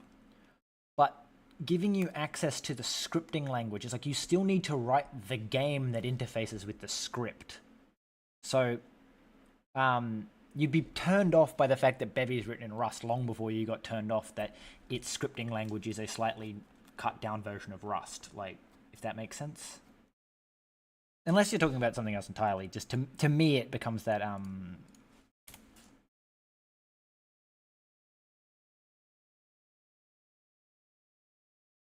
don't know. Had a brain past that.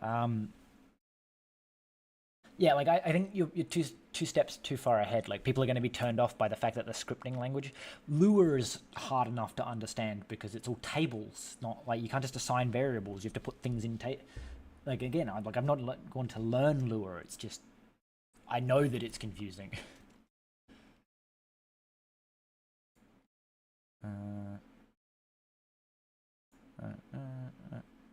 I changed this, didn't I?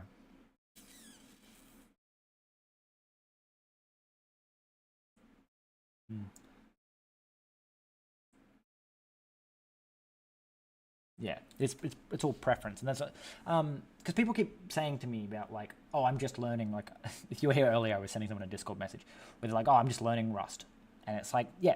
And my suggestion was because everyone always goes, oh no, don't learn Rust first. Go learn Python. Go, and I'm like, no. Like, I agree, maybe not Rust first, but Python is the worst suggestion for me to suggest to someone who intends to learn Rust as their final goal, because Python is like the example of my last stream they gave was, oh, it's like giving someone a water gun so they learn gun safety. I'm like, no, Python is like giving someone a water pistol so they learn it's okay to shoot themselves in the foot. You know, like Python has so much of like the programmer doesn't know what they're fucking doing, so I'm going to fix it for them, that when you move to Rust, you will fight the compiler every step of the way. Like, I guarantee you will fight that compiler. And the primary reason why is just because that's how the compiler... Yeah, you love Rust. That's like... Because the whole thing is because that's my thing with, like, when I learned C sharp as my first language, and I tried to learn C, and it just did my head in, partly because having C sharp, you literally, like, go to Visual Studio and be like, hey, start me a project, and it's like, hey, it compiles. You can't do that with C++. It's fucked. Like, so much work goes into just getting the thing to compile in the first place. But my point is, I learned C sharp, which meant I had no idea about memory and all, like, you've got to make new and you've got to call delete and you've got to have constructors and deconstructors. So I never learned any of that stuff. So trying to learn C and having things just not work, like it just, or you can't do that. It's like, what? Why not? And there's so much standards and shit. C is just, or C++ is a scattered mess, you know. But like, then I came to, like, to me, like, in my head, I went, oh, so I don't want a low-level language because, you know. But then I found Rust, and Rust is, like, as powerful as C in terms of low-level language. But you don't have to deal with the memory stuff, partly because it's a newer language, but it still lets you deal with it if you want. And the big thing with that, to me, is, like, it's somewhere between... Raylib first, yeah. Yeah, so my thing is, going from C to Rust, you probably had no problems at all. Like, you probably didn't even have that many problems with the borrow checker, unless you were doing C wrong, because, you know, C lets you do dumb shit, like, you know, just cast a pointer to one type and cast it back instead of having to, you know, do any kind of manipulation. You're like, yeah, it's good enough. I know it's a float, you know, or I know it's not a float. Float wouldn't work. It's like, oh, I know it's a U32, even though it's a U size. I'll just cast it to a U32. You know, like, that kind of stuff is like, unless you were doing dumb, dangerous shit in C, Rust probably didn't have any problems with you because you already deal with memory management. You already know how, like, all this stuff works. But coming from C sharp, Rust was great. But going the other way, going from C sharp to Rust to C++ or C, it was really hard. And I think it's just one of those weird things where Python, easy language to learn, but not a language I would recommend to anyone who intends to do serious programming. Python is a great language for people that want to do data processing, people that don't care about how fast their program takes, people that want to just smash something together so it works. And that's not what game developers do. So when people recommend, don't learn Rust, go learn Python, it's like, no, don't learn Python if you intend to learn Rust. Learn, C, but again, I was watched some videos, people talking about learning C++, and they say, everyone goes, oh, if you want to learn C++, go learn C first.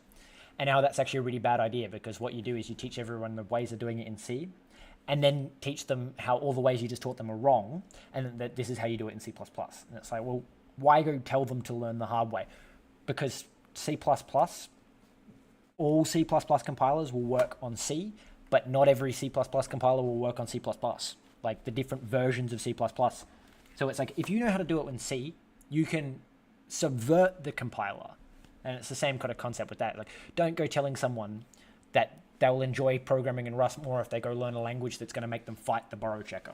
Like, get them to learn a language that they either don't have to worry about the borrow checker, and they have to learn the few niggly things. Like, I never understood why people were so confused about the borrow checker, because I basically went from having a passing understanding of how things worked in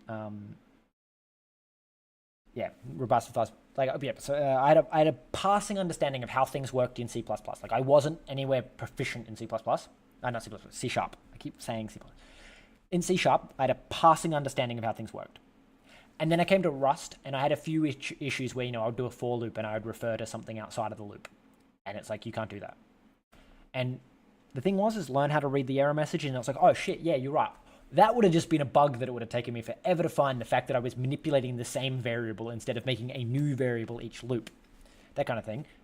But I never had a problem with the borrow checker, because I never learned any of the bad habits, like linked lists are apparently really hard to implement with the borrow checker, unless you watch Zoding, and then where he goes, all you really need to do is have if you want to avoid memory safety in Rust, you can just go around it. Yeah, so you never had much problem, and I think that's because you come from C, and not in like another language, like where you can do dumb shit like make cyclical loops in Python, because Python doesn't actually have cyclical loops. It points to objects that point to objects, whereas Rust goes, yeah, no, that thing has infinite size, because it could contain itself that contains itself that contains itself, which is infinite. So whereas Python goes, oh yeah, you can do that because it contains a reference to a potential object that is in itself a reference to itself. And it's like, pointers have a fixed size, don't have a problem. And so yeah, a lot of the issues that people talk about with the borrow checker comes from they're trying to do bad programming and blaming Rust for being too difficult, for making it hard for them to do it wrong. I saw a great video, I don't know if it was No Boilerplate or another channel, where he's talking about the thing with Rust is friction.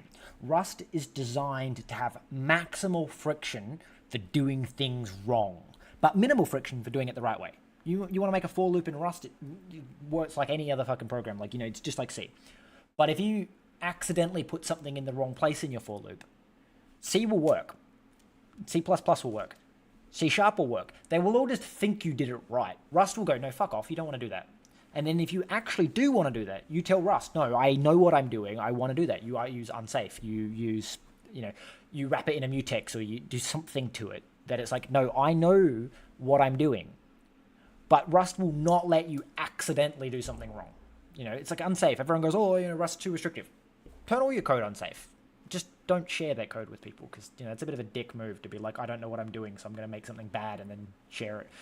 But, it's the idea being, don't... my brain's fallen asleep again. Rust has all these safety rails that you shouldn't hit.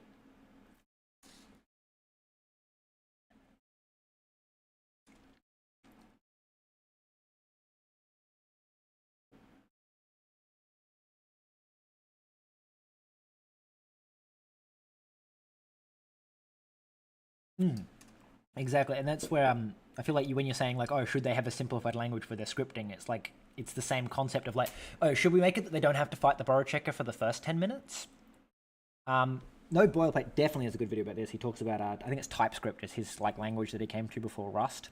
And he says that the thing with Rust is it's got a huge learning curve. Like you have to learn so much to start with Rust. And then it's flat. Like once you know how to write in Rust, there's maybe every update of Rust comes out, you learn a little bit more. Or when you expand into an area like async or networking, you need to learn a little bit more about Rust. But like once you've learned the basics, that's it. Whereas TypeScript is like, no, you're always learning. Which people go, oh, that's a great thing. I'm always learning new stuff. But it's not when it's not you're expanding your knowledge. You're expanding the understanding of what library you have to use because someone smarter than you wrote it. It's so hard to implement this thing. Let someone else do it and learn how to use their thing. So you're always learning how to use other people's shortcuts rather than learning the concept and making your own shortcuts, which is what you do with Rust. And it's that why I don't tell people to go learn Python to learn how to code. I've told my mother to learn Python because there's not a chance in hell she'll be able to learn Rust. But that's what I mean. She doesn't want to learn to program. She wants to have Python to run a script in Photoshop. That's where Python's great for people that don't want to program, and that's when I will recommend that kind of thing. I'm trying to remember how to fix this. What is wrong with it? Saying that. Okay, I think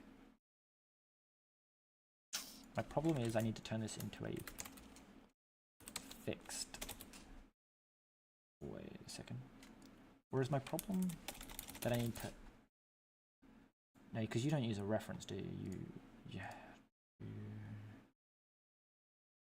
No, you do use a direct reference, which means I don't need to update the... Okay, cool.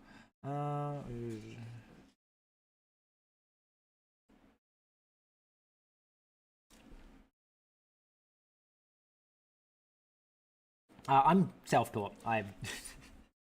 I went to TAFE, which is like Australia's tertiary education for trades, and I tried to learn web design, information digital media technologies web design, and it did my head in because I'd already self-taught myself since I was 16. I'd been teaching myself to do C# for Unity games, and I had taught myself a little bit of JavaScript just because when it comes down to it, JavaScript is just very similar to C#.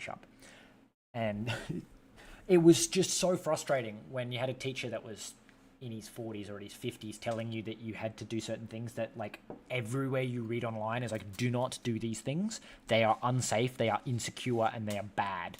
And that's what I feel like when they teach C++. It's just yes, learn all these things, and then they basically turn around and say, but don't do those things, they are bad. It's why teach me? I went and did a business course with my mum, and they taught us how to use Word and Microsoft Office, basically. And they went, oh, here's how you can do something really hard, and then here's the shortcut key to do it really quickly. I'm like, why? Why teach them the hard way? These people don't understand. I didn't have a problem because I knew about the shortcut and just clicked it. But you had to go around and teach every single individual person the hard way, and then say, but here, I'll show you the easy way. Don't teach them the hard way. That's my don't learn Python. If you're going to learn something else, it's don't learn the shortcut if you intend to use the long path.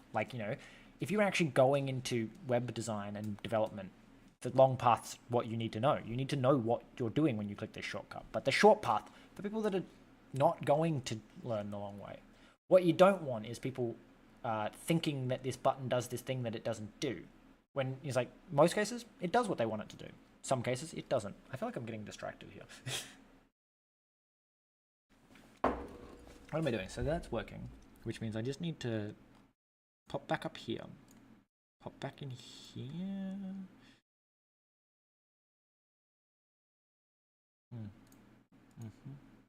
I can't believe I actually wrote a macro in there. That's hilarious. I'm usually so terrible at writing macros. Let's go to objects. I think it's objects. Yeah, so it's fixed. So we need to make fixed public.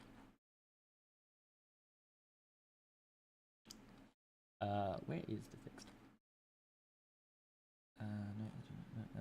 Fixed. Okay, now you are public.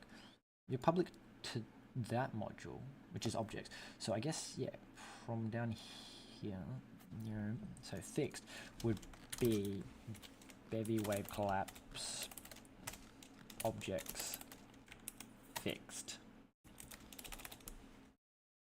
So I guess the fixed just works like this. It's just fixed frag. Because that does that, and then the fixed point is just this, and that should fix like half of my compiling issues. Yep. It seems to have fixed most of them. Well, a bunch of them coming back now, but anyway, wave object. Why is wave object not implement type path? Because wave object is u. Because I just need to literally... I was getting confused by the type UUID, because, you know... It was going like, it's already got type path. No, it doesn't. It's type UUID. Learn to read. That should fix all these problems as well, because it's just saying that the type object doesn't implement the trait. Yep, cool. Let me come down here. We go right. So fixed point from num's private.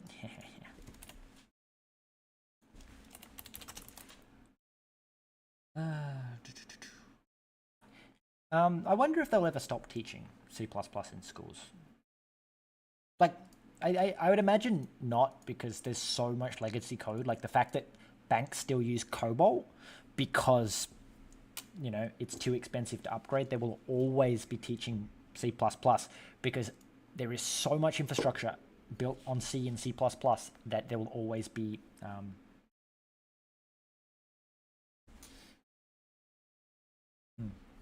Oh, I don't mind that you're distracting me. I just wonder if people will watch this VOD and be like, what the fuck's going on? Yeah, I wanted to see them migrate this, and then I'm just like off talking to someone else. Yeah, so there's just so much legacy code. There will always be a job for someone maintaining C++, unless Rust becomes so ubiquitous and so good that Rust can actually replace the C code. Because that's the issue at the moment, is that if you make something new, it needs to be backwards compatible, because otherwise nobody will use it. Like I was watching someone talk about email servers and how they're literally email servers like if you send an email, it has to be written in plain text, like ASCII, because their fucking servers are so old and so backwards compatible that if it's not written in ASCII, the servers might just crash. So what you end up doing is writing the first few lines of your ASCII code is, hey, it's embedded in this format. The rest of this file is plain text that needs to be, you know, base64 encoded back to binary and displayed as an image. So it uses some kind of funny format as well, which is what's hilarious about it. But it's just that whole, like, this person's basically saying you can't make a new email spec. It's physically impossible, because you would have to instantaneously update every single server to use this new spec, which would be, one, really, really expensive, and two, a pain in the ass for everyone else. Yeah, no, because they've only coded in C++. Yeah, and that's the thing, it's not even that. It's not that the problem is like, well, you know, everyone's stuck in their ways. It's, if you were to change it, it would just break. Like, my dad complains about this all the time, is like, he talks about like the work experience kid building things when it just breaks sometimes, and about the reliability, and it's like, yeah, the thing is we sent people to the moon without coding it at all. Like, it wasn't written in assembly, it was literally weaved by hand. But the difference is it was like 500 kilobytes, which means that you could, by hand, or like, I guess, mentally comprehend every single possible outcome. Like, you could basically think in your own head every possible bit combination. But you can't do that anymore. And the issue with that is it means that bugs will always exist. And the issue is that code written 30 years ago, yes, would have had bugs then, but if the bug hasn't cropped its head up in 30 years, then it's probably not going to. And the issue is that you may think that the bug is actually a feature, which means that someone might fix a bug and it breaks everything. I was watching someone there talking about, it was Linux. It was a Linux bug that they were saying hadn't been fixed in years, because it was like a 1 in 1,000 chance that when you booted your computer, I think originally it was a 1 in 1,000, and then someone changed something and it became a 1 in 100, and that's what made this person go and fix it, or track it down at least. But it was like a 1 in 1,000 chance that your computer just wouldn't boot, and it was to do with somewhere in there, someone had a clock set, and occasionally the clock would be set in the past, like when it picked the future. Like, it was like, hey, wake me up at this time, and would pick a time that was too small, that time had already passed when it went to check to say, hey, when am I waking you up? And it was like, oh, half a second in the past, or you must already be awake, and it just ignored it. It was something like that while it was booting up. And it was like this error stayed here for so long until someone touched something else completely unrelated to it that made it more prominent.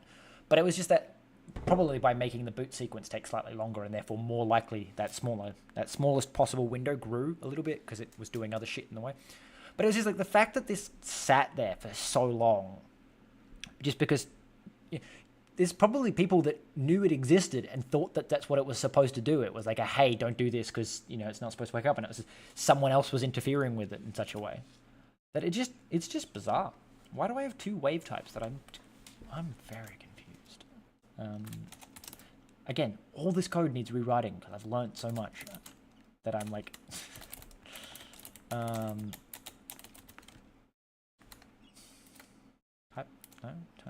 type name, type path. Yeah, but it's just more like a bug that hasn't appeared for 30 years. Will probably never crop its head up because it just means it's probably impossible to access the path. But as soon as someone rewrites it and has any kind of clever idea, unless you one-for-one rewrite it, it's going to break at some point. Like, that's just the fact of the matter. Like, I keep doing that with shit where I'm like, oh yeah, I'm going to make something really simple. There's no possible way I can introduce a bug in like 10 lines of code.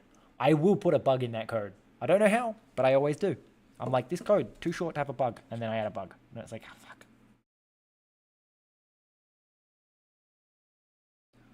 What? Okay.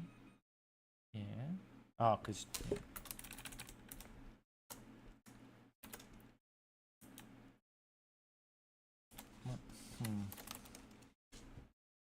Why couldn't I just say, like, u equal fixed point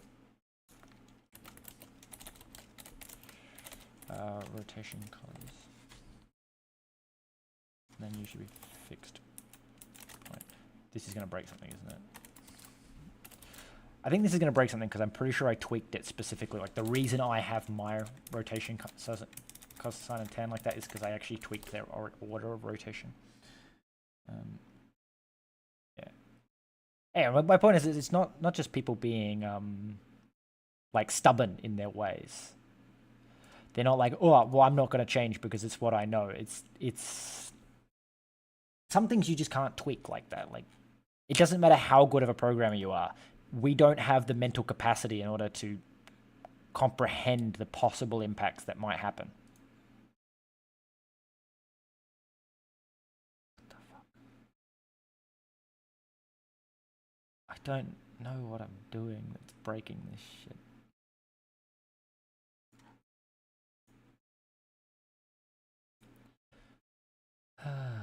Fixed point.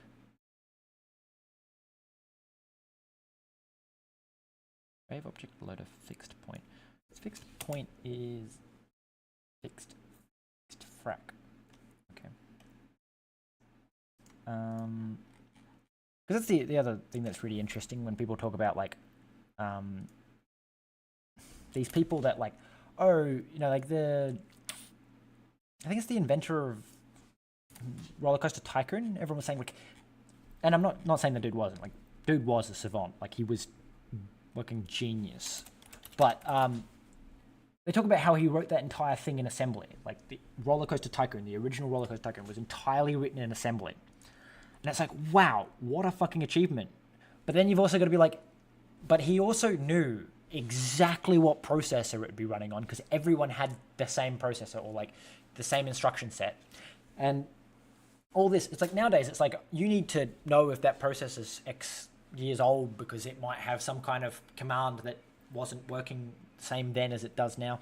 I was watching something that's talking about, there's a operating system that like has the mentality of like all software should be free on their platform, like, and you don't get to put software on the platform if you recommend someone goes to paid software. And then like these two different things were like, one goes, hey, we perfectly accept that there's a thing called like a CPU script or something, or like a micro script. And it's the idea that the CPU has built-in code, like functions built into it, like hardware built into it. And these micro scripts are little bits of code that know about what these functions are and how to do them. And it's all proprietary. Like, it's an Intel but you can get updates for your microcode. And it's like, oh yeah, cool. But the reason the microcode exists is because like sometimes Intel will be like, yeah, we did this to our chip, and then it's like, but something broke. So now we need to tell you that if you want to do this instruction, you should have a physical hardware circuit that does it like 10 times faster. But you have to use, these instructions because there's something wrong with the die of that specific make and model that means that you can't use. At least I think that's what it is. Like, so it's like, they're saying is like, the x86 is broken, and these are patches that basically say, if you get this instruction, run these two instructions in sequence, and it's the same as that instruction, it's just slower. And this company that's all like, no, you can't use any closed source code is like, one company's like, yeah, it's okay, that kind of code, because the option is you have a broken version or you don't have a broken version. The other one's like, no, it's unacceptable, it's not allowed. And it's like, it's just that weird thing that even the x86 needs to be patched, whereas back when the guy wrote Roller Coaster Tycoon, it would like be possible to know every single x86 instruction without a book. Like you could memorize every single instruction. And now we can't even memorize every single word in Rust language, let alone every single possible piece of code, like instruction. And on like where you've got Intel or x86, AMD, M0, Apple Silicon, ARM, RISC. I don't know if ARM and RISC are two different things or subsets of each other, but like it's like what 6 different architectures that I can name off the top of my head that something could be, because I think RISC is everything else. Like when you start talking about like specific things like microcontrollers, but there's also there's RISC 5 through 7 that are currently in use. So it's like it's not really possible to know every single instruction anymore, like you could 25 years ago, 30 years ago. Fuck. Technology is advancing so quick and I feel old now. Just remembering that, like, even 25 years ago, you're not talking that long ago in terms of computers. What was I doing and why is my code broken? Why have I got no red curly lines? Surely there should be red curly lines. This is not going to compile. Yeah, I thought so. Didn't think... Wait, why do you have...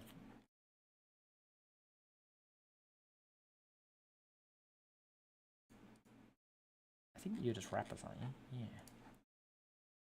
Fixed point. Okay.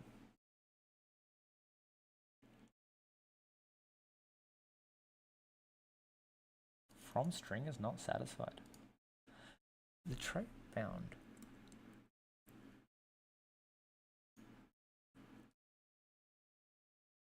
Okay, so that's got to be somewhere else, right? Lit. River object.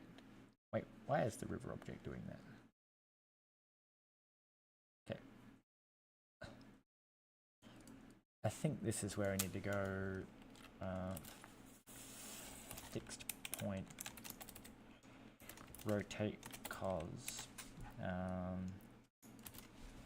Fixed point rotate sign. Risk V. Yeah, but see, I think risk V is risk 5. So I think there's risk 5 through 7 at the moment. Like, so risk is reduced instruction set computer, and then risk V would be risk 5. So that's your risk 5 processor, and then you'd have risk 6. It's pronounced risk 5 is an open source somewhere. I'm sure it's the where the M comes from. This is risk 5. I'm sure it was like the Raspberry Pi or something runs risk 7 instruction set, but the Raspberry Pi Zero runs a risk 5 instruction set.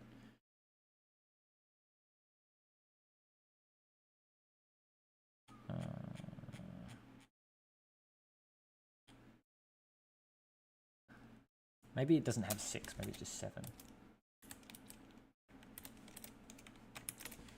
Risk 7? No, not risk 7. Super risk 5, risk 7.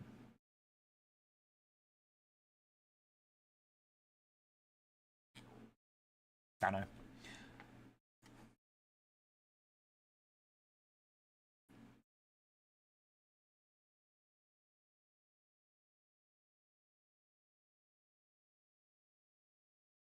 Yeah, I don't know.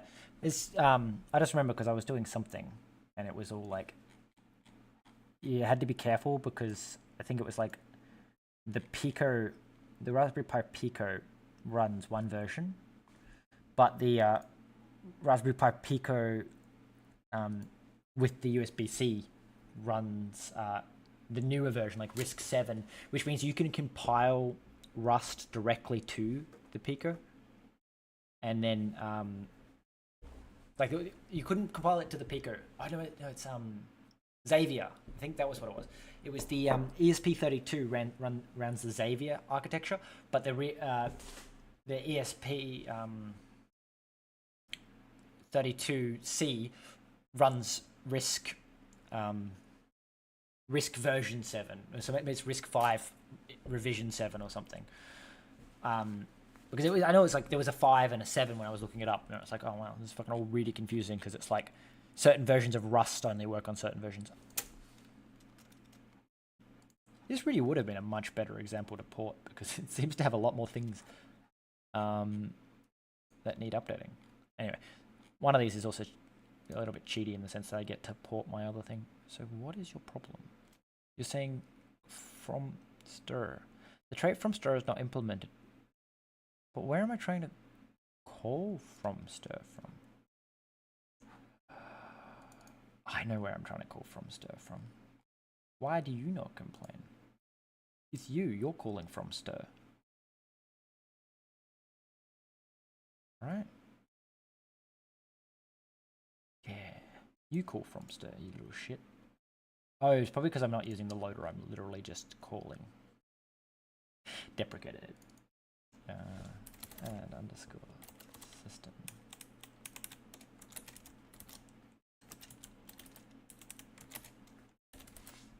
Okay. So what that's saying is we need to go to you, we need to go to you, and we need to go.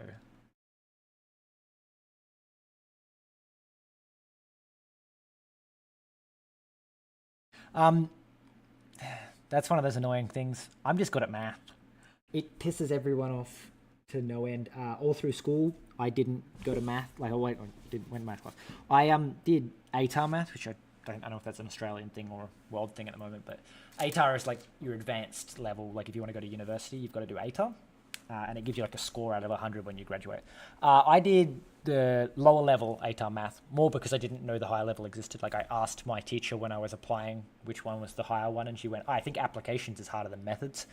No, math methods is significantly harder than the application of math. But anyway, and I wasn't allowed to do specialist because I wasn't in the high math class in year 10. But I did math applications, and all I did was sit in class. I didn't study, I didn't do anything, and I was top of the class every single test. The only test I did get top of the class is because I was sick for a week, and therefore had no idea what I was doing for half the test. And I still came second in the class. I use that to reassure my teacher I am learning. Like, I just have this aptitude for learning math. Like this, I just soak it up, like, for some reason. Another example is I just did my pre-apprenticeship to become a fitter and machinist, and that's got a like heavy math section and things. And they kept trying to claim it's because I'm a mature age student coming in. That's why I was good. And it's like, no, I'm just this good. Like, I just learn shit quick and can regurgitate information. Got no creativity whatsoever. Like, if I wanted to steal someone else's idea, I could tell you how to implement it. But if I went to implement it myself, my brain just immediately glazes over and I'm like, I have no idea what I'm fucking doing.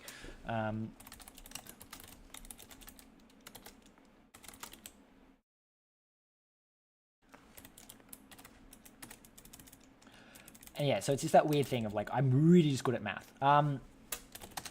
But if you want to get some like good just learning YouTube videos, watch 3 Blue 1 Brown. And depending on how much you like math versus you just want to learn math, Numberphile is really good as well. Just as they talk about really bizarre mathematics and stuff like that. Yeah, I'm trying to think if there's anything else I watch. Most of the things, like, I watch them not to learn math. I watch them because I actually like math. Like that's the hardest thing about learning math, is learning that you just need to actually like math as a whole. If you like math, you learn it so much faster.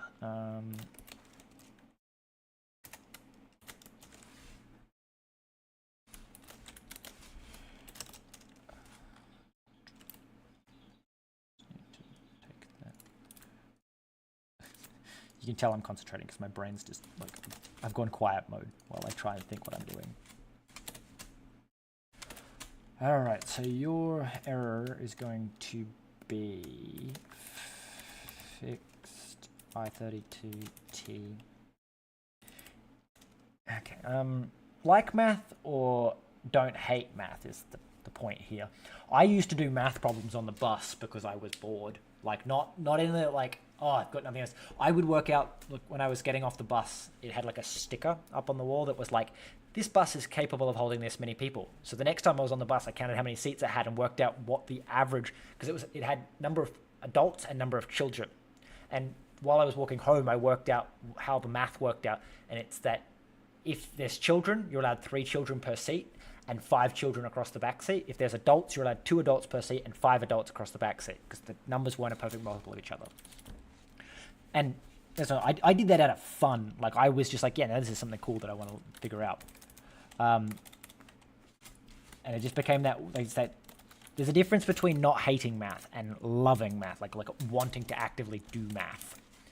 I'm not at the point, because I'm not that good at math, that I would go out and, become a mathematician. Like, everyone keeps telling me to go be a math teacher. I'm like, fuck, I hate children too much to be a math teacher.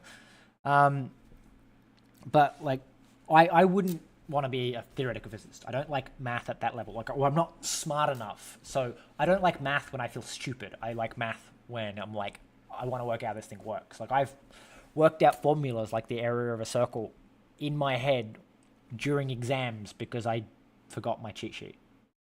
Yeah. Well, if you love math, watch Number 4, watch 3 Blue, 1 Brown. There's a little weird channel. I'm trying to think. Damn it, it's not in my head. They do biological systems as if they were computers, is what their like entire gimmick of their channel is. And they talk about like, PCM and stuff like that as like all these different weird math things. They don't necessarily do math, but it's a really interesting channel in terms of the concept of presenting mathematical numbers and how they represent to the real world that gives you a more clear understanding in your computers.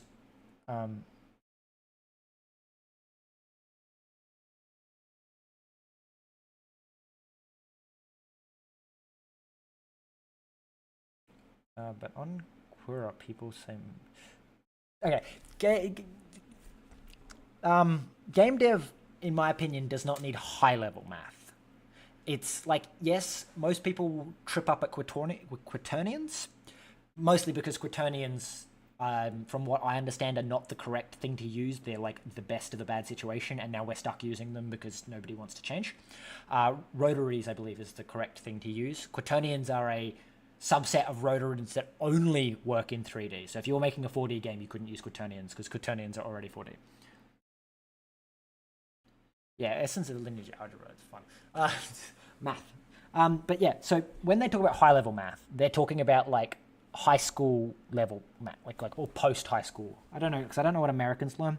But what I learned in ATAR math, that's the kind of math they're talking about. Like, your integrals and your derivatives and stuff. But the way I was talking about that biology channel that talks about like the real world in terms of math is they point out where you need math in game dev unintentionally, in the sense that they talk about the fact that if you were to simulate every single particle, it would take a lot of compute. But in reality, you can just simulate a probabilistic curve and just, when the player needs to interact with the particle probabilistically, did they hit it? And that's the, like, that weird thing of, like, the real world and the artificial world are bizarre in the sense that at a large enough scale, probability works. Like, mathematically, you will get the right answer. And that's what you need in game dev, is that idea that you don't necessarily need to shuffle every vertex independently. You could just move them by a mathematical curve, so you don't need to calculate where they're going to go, which speeds things up because not calculating is fast. Coding train series. Yeah, I don't know. Like, I don't watch much game dev stuff on YouTube, mostly because like, yeah, simulating physics is that weird thing of like you learn about the broad phase and stuff, but there's certain weird aspects of physics that most physics is simulated as particles, but in theory you could simulate them as waves. Admittedly, you're moving to the theory of, you know, look up quantum mechanics and study that, but it's that idea of sometimes knowing how large numbers relate to each other. The fun one is the Fourier transform, and basically how like your advanced math would make your game dev experience much better when it comes to Fourier transforms, because they basically boil down to someone worked out that at a certain scale on a certain kind of thing, you know, every time you square the number of inputs, you don't square the number of outputs, because the ones that fall directly on the squares or on the factors of other numbers, or however it works. I don't know how the fast Fourier transform actually works, but all the numbers that land on a specific like grid are the same, like they're mirrored and rotated of each other, which is much faster to calculate. So in reality, they thought the formula would take would take O of n time, linear time. You double the number of inputs, it takes twice as long to run. But it turns out that it actually only took like a log of n time, which means that if you make the input 10 times as large, at coding train, I might check it out. Yes, but if you make the number of inputs 10 times the size, it doubles the length of time it takes. And they're saying like the main reason is because every time you increase the number, the odds of these conflicts happening where you get the same number because they basically cancel out and are mirrors of each other.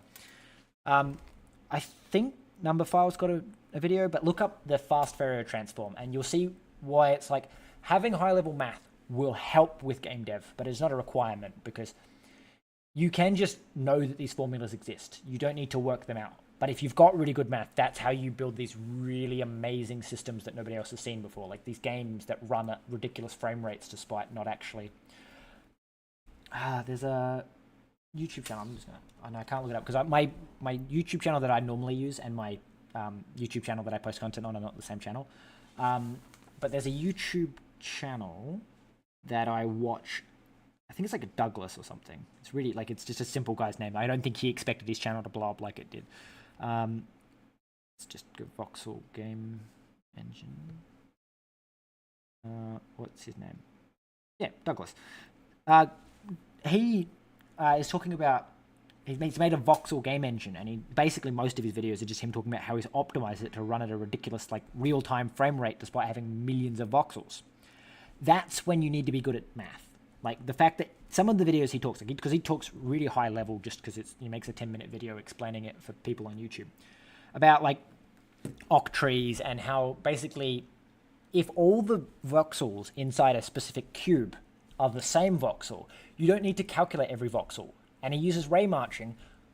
I think it's ray marching instead of ray casting, because ray marching allows you to specify how long the ray is. So basically, if you hit it's like take Minecraft for example. If you hit a grass block, it basically tells you how far you need to march the ray to no longer guarantee that you hit a grass block. And then when you hit the stone under the grass, there's a good chance that that will just continue on indefinitely, like, to bedrock.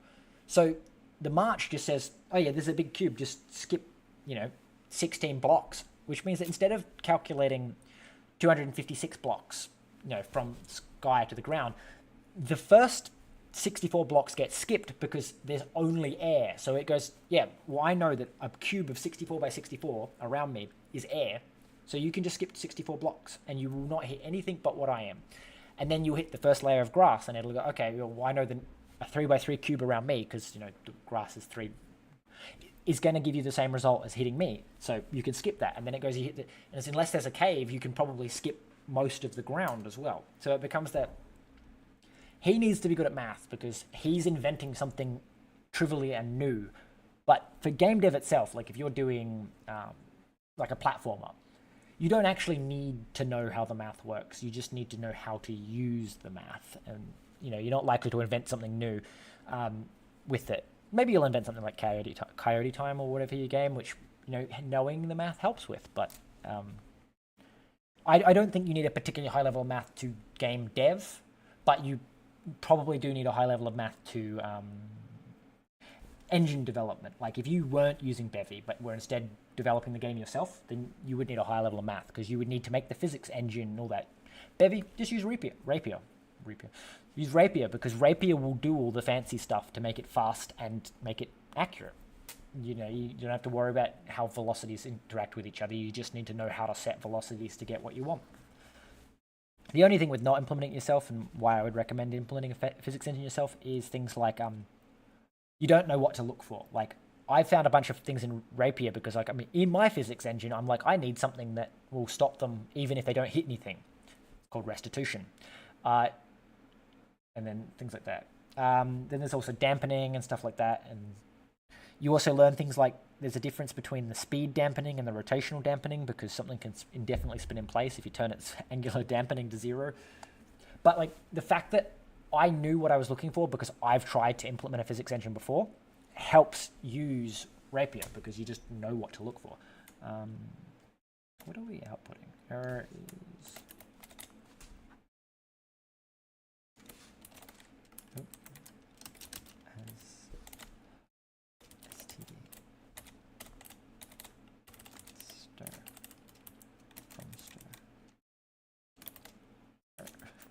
Yeah.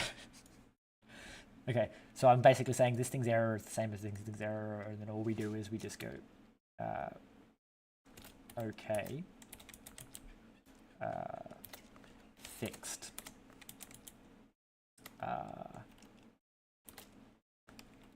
fixed I32 T from stir S bubble. No, it's here. Bubble. Perfect. All I've done is build a terrible wrapper around the F32 so that I can name it, which is somewhat annoying, but what you gonna do.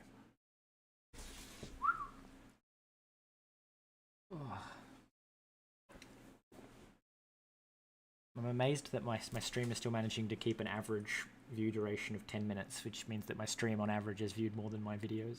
It's depressing. Maybe videos tend to have a view average of like 2 minutes. Object get. What do you fucking mean object get? Objects. Get, yes, okay. Why are you saying get doesn't exist? What is your problem? Infer type of type Q. Get Q. Okay. But you should be able to infer the type because handle ID is the type.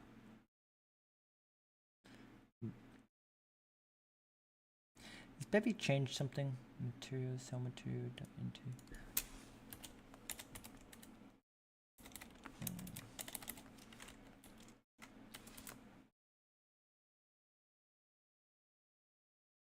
Wait, objects. Read. Oh, because you're a hash broom? No, that shouldn't make a difference. What have I done to break you? Doesn't implement hash. What do you return? Wave objects. You're a hash map with a handle ID. So what the fuck is your problem?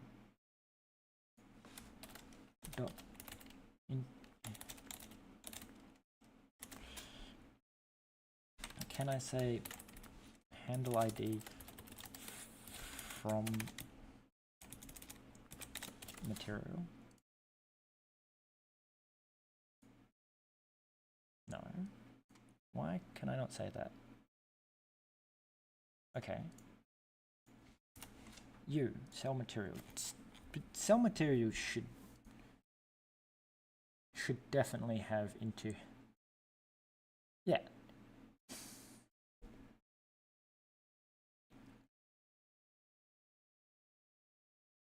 Okay. impl from cell material for handle ID. I don't know which of these you're supposed to implement is the problem. If that makes sense. Like, one implements the other is the big thing.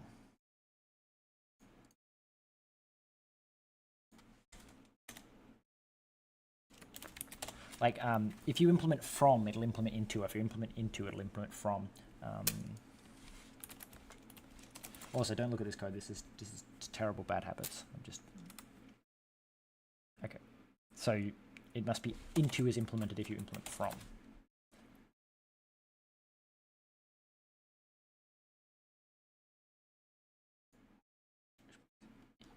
Right. So we're finally moving on to the hey, you've got dependencies that you've since commented out.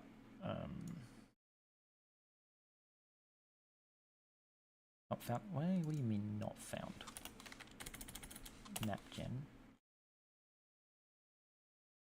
Have I commented too much out in here? Oh no! Wait, let me guess. Yeah. Yeah. Add an editor window is not something I want to do. That would make sense. Okay. Yeah. Same with you. Fly recorder. We're just going to say like no. Okay. We're just gonna. Probably should just turn the fly recorder off entirely. This is loud dead code, so it's gonna. Again, probably not the best approach to fixing things, but also it's getting so goddamn fucking distracted. Apparently this works now. Yes. Okay, wait.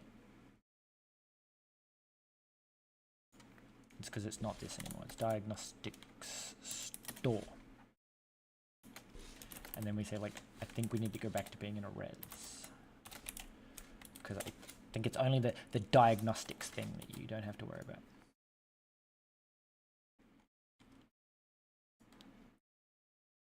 Right. What's watch for changes? Some. It's an option, not a change watcher. With delay.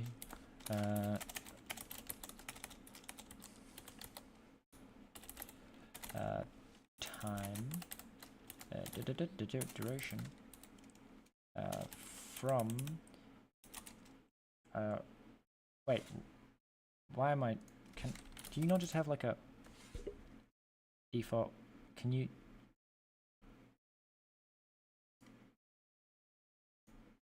Do I have to? What is the? The default's none. But what is your default? Do you have a default?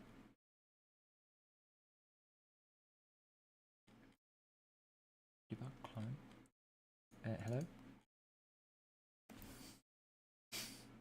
I do like that the engine knows that these selfs refer to that. Like it's not just finding by word. Interestingly, I don't know why Bevy says that it's got a default delay of like 50 milliseconds when it's like it doesn't. Because I specify the default delay. There is no default delay. Anyway, that's bizarre. Found expected. Wait, does this with delay? That's cheeky. It returns an option so that you don't have to wrap it. Cheeky, but yeah, also like annoying. What are the odds?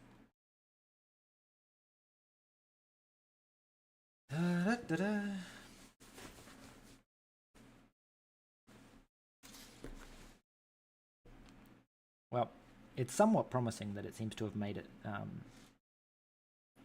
to the final compile step.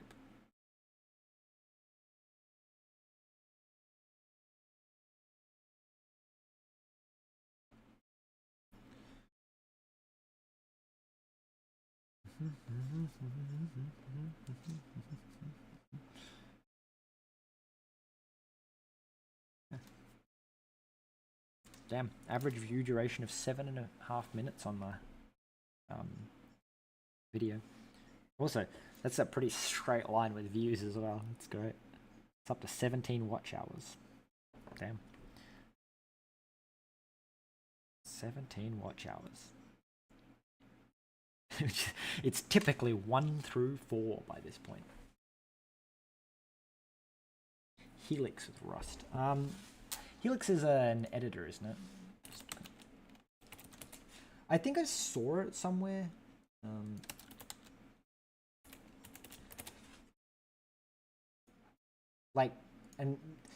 I'm not super pro VS Code. Like I'm like oh, I gotta stick to VS Code because it's what. But like, I have enough trouble with the key bindings that I've managed to learn. That like I don't want one like. People have said like Vim, like oh, I don't like Vim, and I'm like, the issue with Vim is that you have to like actively learn Vim. Like Vim is just in every way worse unless you use the key shortcuts. Like if you want a visual editor, like a keyboard and mouse navigation, or I guess a mouse navigated editor, Vim is not the way to go. Maybe NeoVim is better, but like when I looked at Vim, it was like no. If you don't know the key bindings, like you've got to be able to switch by pressing a particular key so that you can type, and then press a different key so that you can navigate again.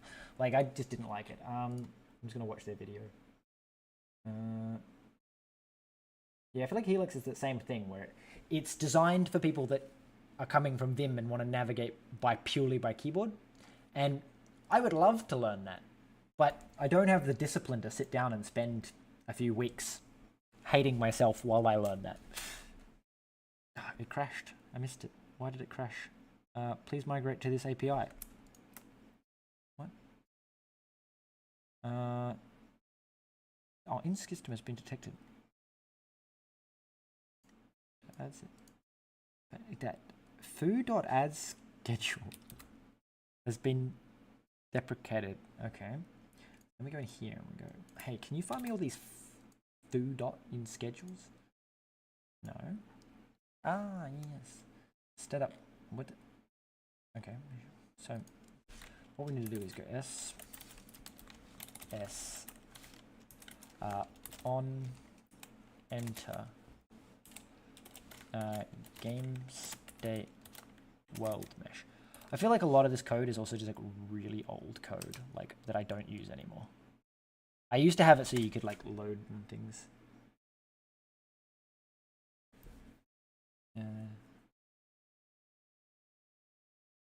Yeah, maybe. I would be much more inclined to learn it if I could touch type. Like that's my problem. I cannot touch type. I'm not necessarily. Does that one exit? No, it's on. Not like I'm like super dyslexic, but I can't spell for shit.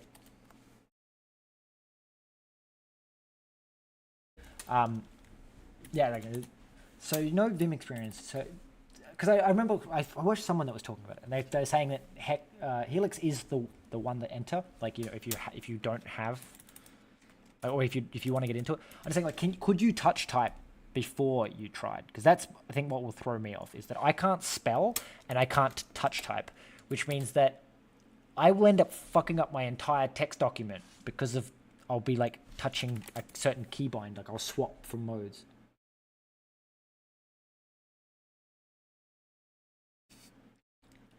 Yeah. So now you're struggling to use Vim. Yeah, that's the other thing that's fun about it. But at least I don't use something like Vim. But yeah, I'm just curious because if you can touch type before, then I don't think it'd be as bad. But like, I feel like at least from what I saw, it was like if you touch the key that swaps from you navigate with the keys to your type with the keys, I feel like I would accidentally trigger it or accidentally mistriggering it and end up typing shit everywhere or punching in a whole bunch of random gibberish shortcuts. And maybe that won't do anything, but like just it scares the shit out of me to even try is more the problem. I would love to because I love watching Zoden when he does that whole like fucking typing and he presses all these keys and then goes, yeah, align by this character and it all like lines up lovely. And I'm like, man, I wish I knew how to do that. The most I've learned this one. and I can navigate this one pretty well. Except obviously they're all out of line now.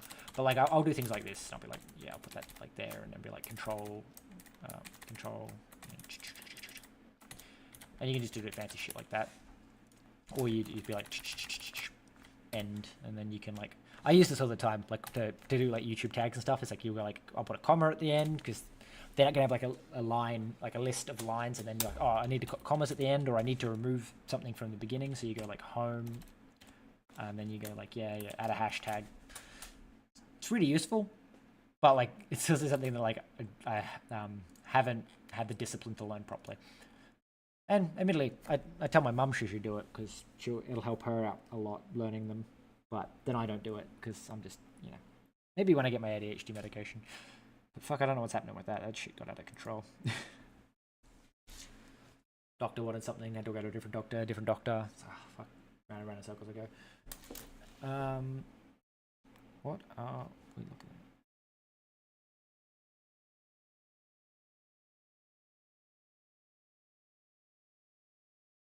at? Oh. That's the other thing that's really interesting about update videos is the impression click-through rate of the new video that I've uploaded, the 0.11 video, is averaging 5% over the first 3 hours and is up to 12% at the moment. And it's like, it'll drop down over the next 15 minutes. But it's just that fact that like YouTube showing it to more people and they just keep clicking it, which means YouTube shows it to more and more people. My favorite video was, I think it was like the migration guide from like 0.3 to 0.4 or 0.4 to 0.5, one of those. That video got 65,000 impressions in one day. My channel had like less than 100 subscribers, and that video got 65,000 impressions. I don't think I've had a video since get that many impressions. Like so much so.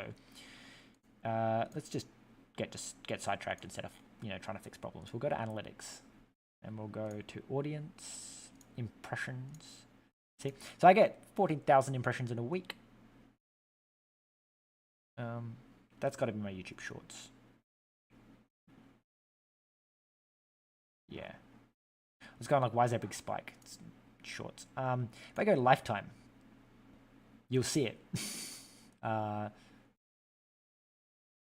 you need. Why can't I get impressions for lifetime? That's weird. Maybe just the last year.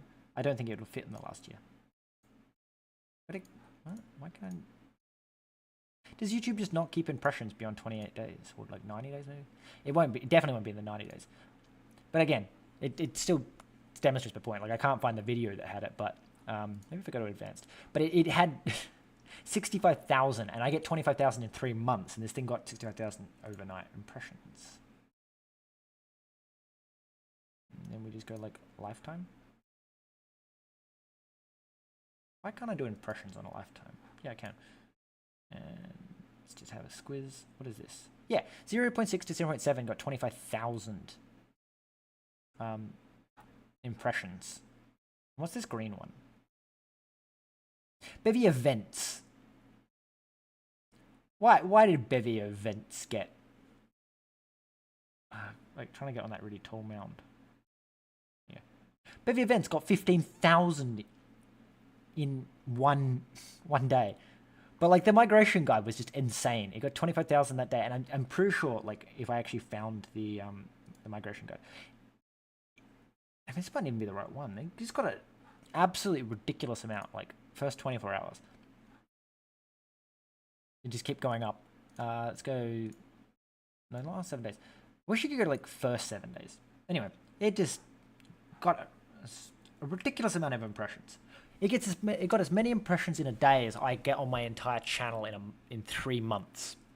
And like, it's not that they gave me that many impressions, it's that they put it on a video that wouldn't benefit from it. Like it was a migration video. People, if they didn't click it, it wasn't.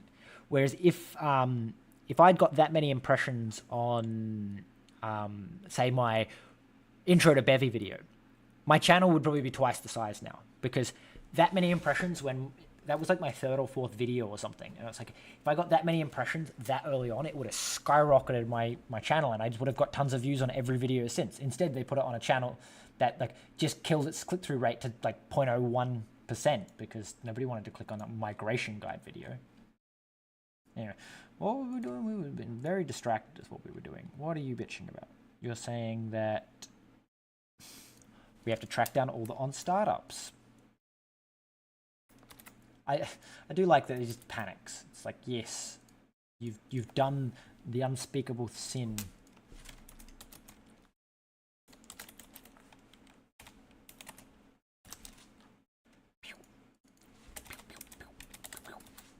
Okay.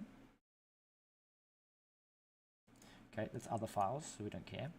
Okay, now we just run compile again because we've tracked down another one.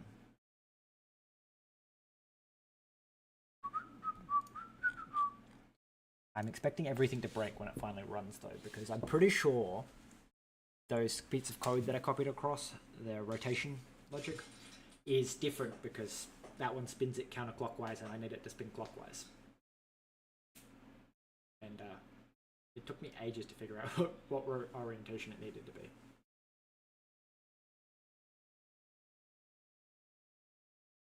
I'm also pretty sure in terms of like the actual implementation of code, you probably shouldn't do that rotation code because it's really slow in comparison to like just having the higher memory footprint of having 6 variants of a mesh. Instead, I rotate the mesh, like the single mesh, multiple times.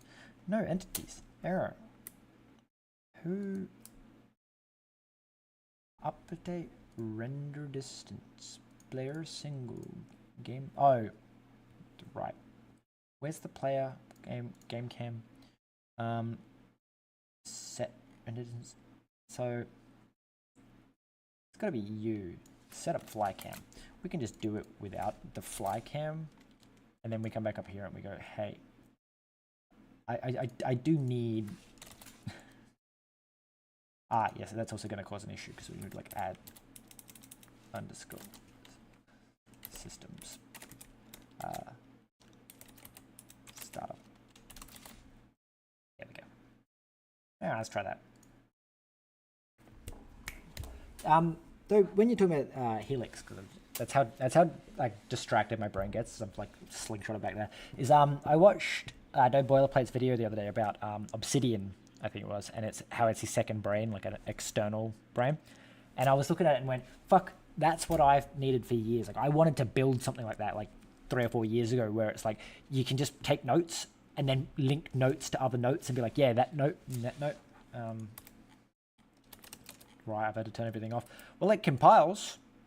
I have no way of knowing if it's working because I can't move the camera because Flycam's not updated.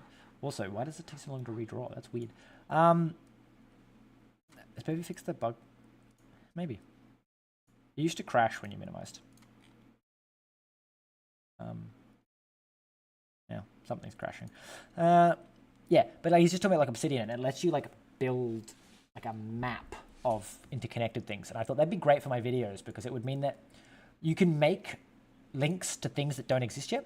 So I could be writing a script and be like, oh, link to that video, as in like, it's basically the equivalent of automatically make a to-do list of future videos to make. Because I had someone complain about that way back when I first started, because I think it's like either my first or my second YouTube video talking about like things. I kept going like, oh, I'll make a future video on that, and I'll make a future video. It's like, oh, you've got to wait until you've actually got the content, because otherwise, you know, you're constantly referring to shit that doesn't exist. And I'm kind of like, yeah, it'd be great to be able to be like, while I'm writing my notes, automatically generate me a to-do list of shit to do. Instead, I had to make one my own, like it's just a text folder. And then what's great about that is in the future, when I do make them, I can automatically have it link to the next note. You know, like when I go like, oh, that note, it'll be like, oh yeah, here you go, to this note. And then I could probably like upload it to GitHub so that my patrons can get access to it. I mean, anyone get access, I'll just upload it publicly, but it'd be that whole like, mostly we have to do it publicly because GitHub's a pain in the ass to do it privately. Like you have to give everyone individual permissions to give them access to the code privately. Anyway, I'm going to call that successfully ported because until the other two things update, maybe a phone ring behind me, it's still made it. But I'm going to call that a day, and I will see you in the next video. So thanks for watching. when I work it out. So we're going to stop streaming.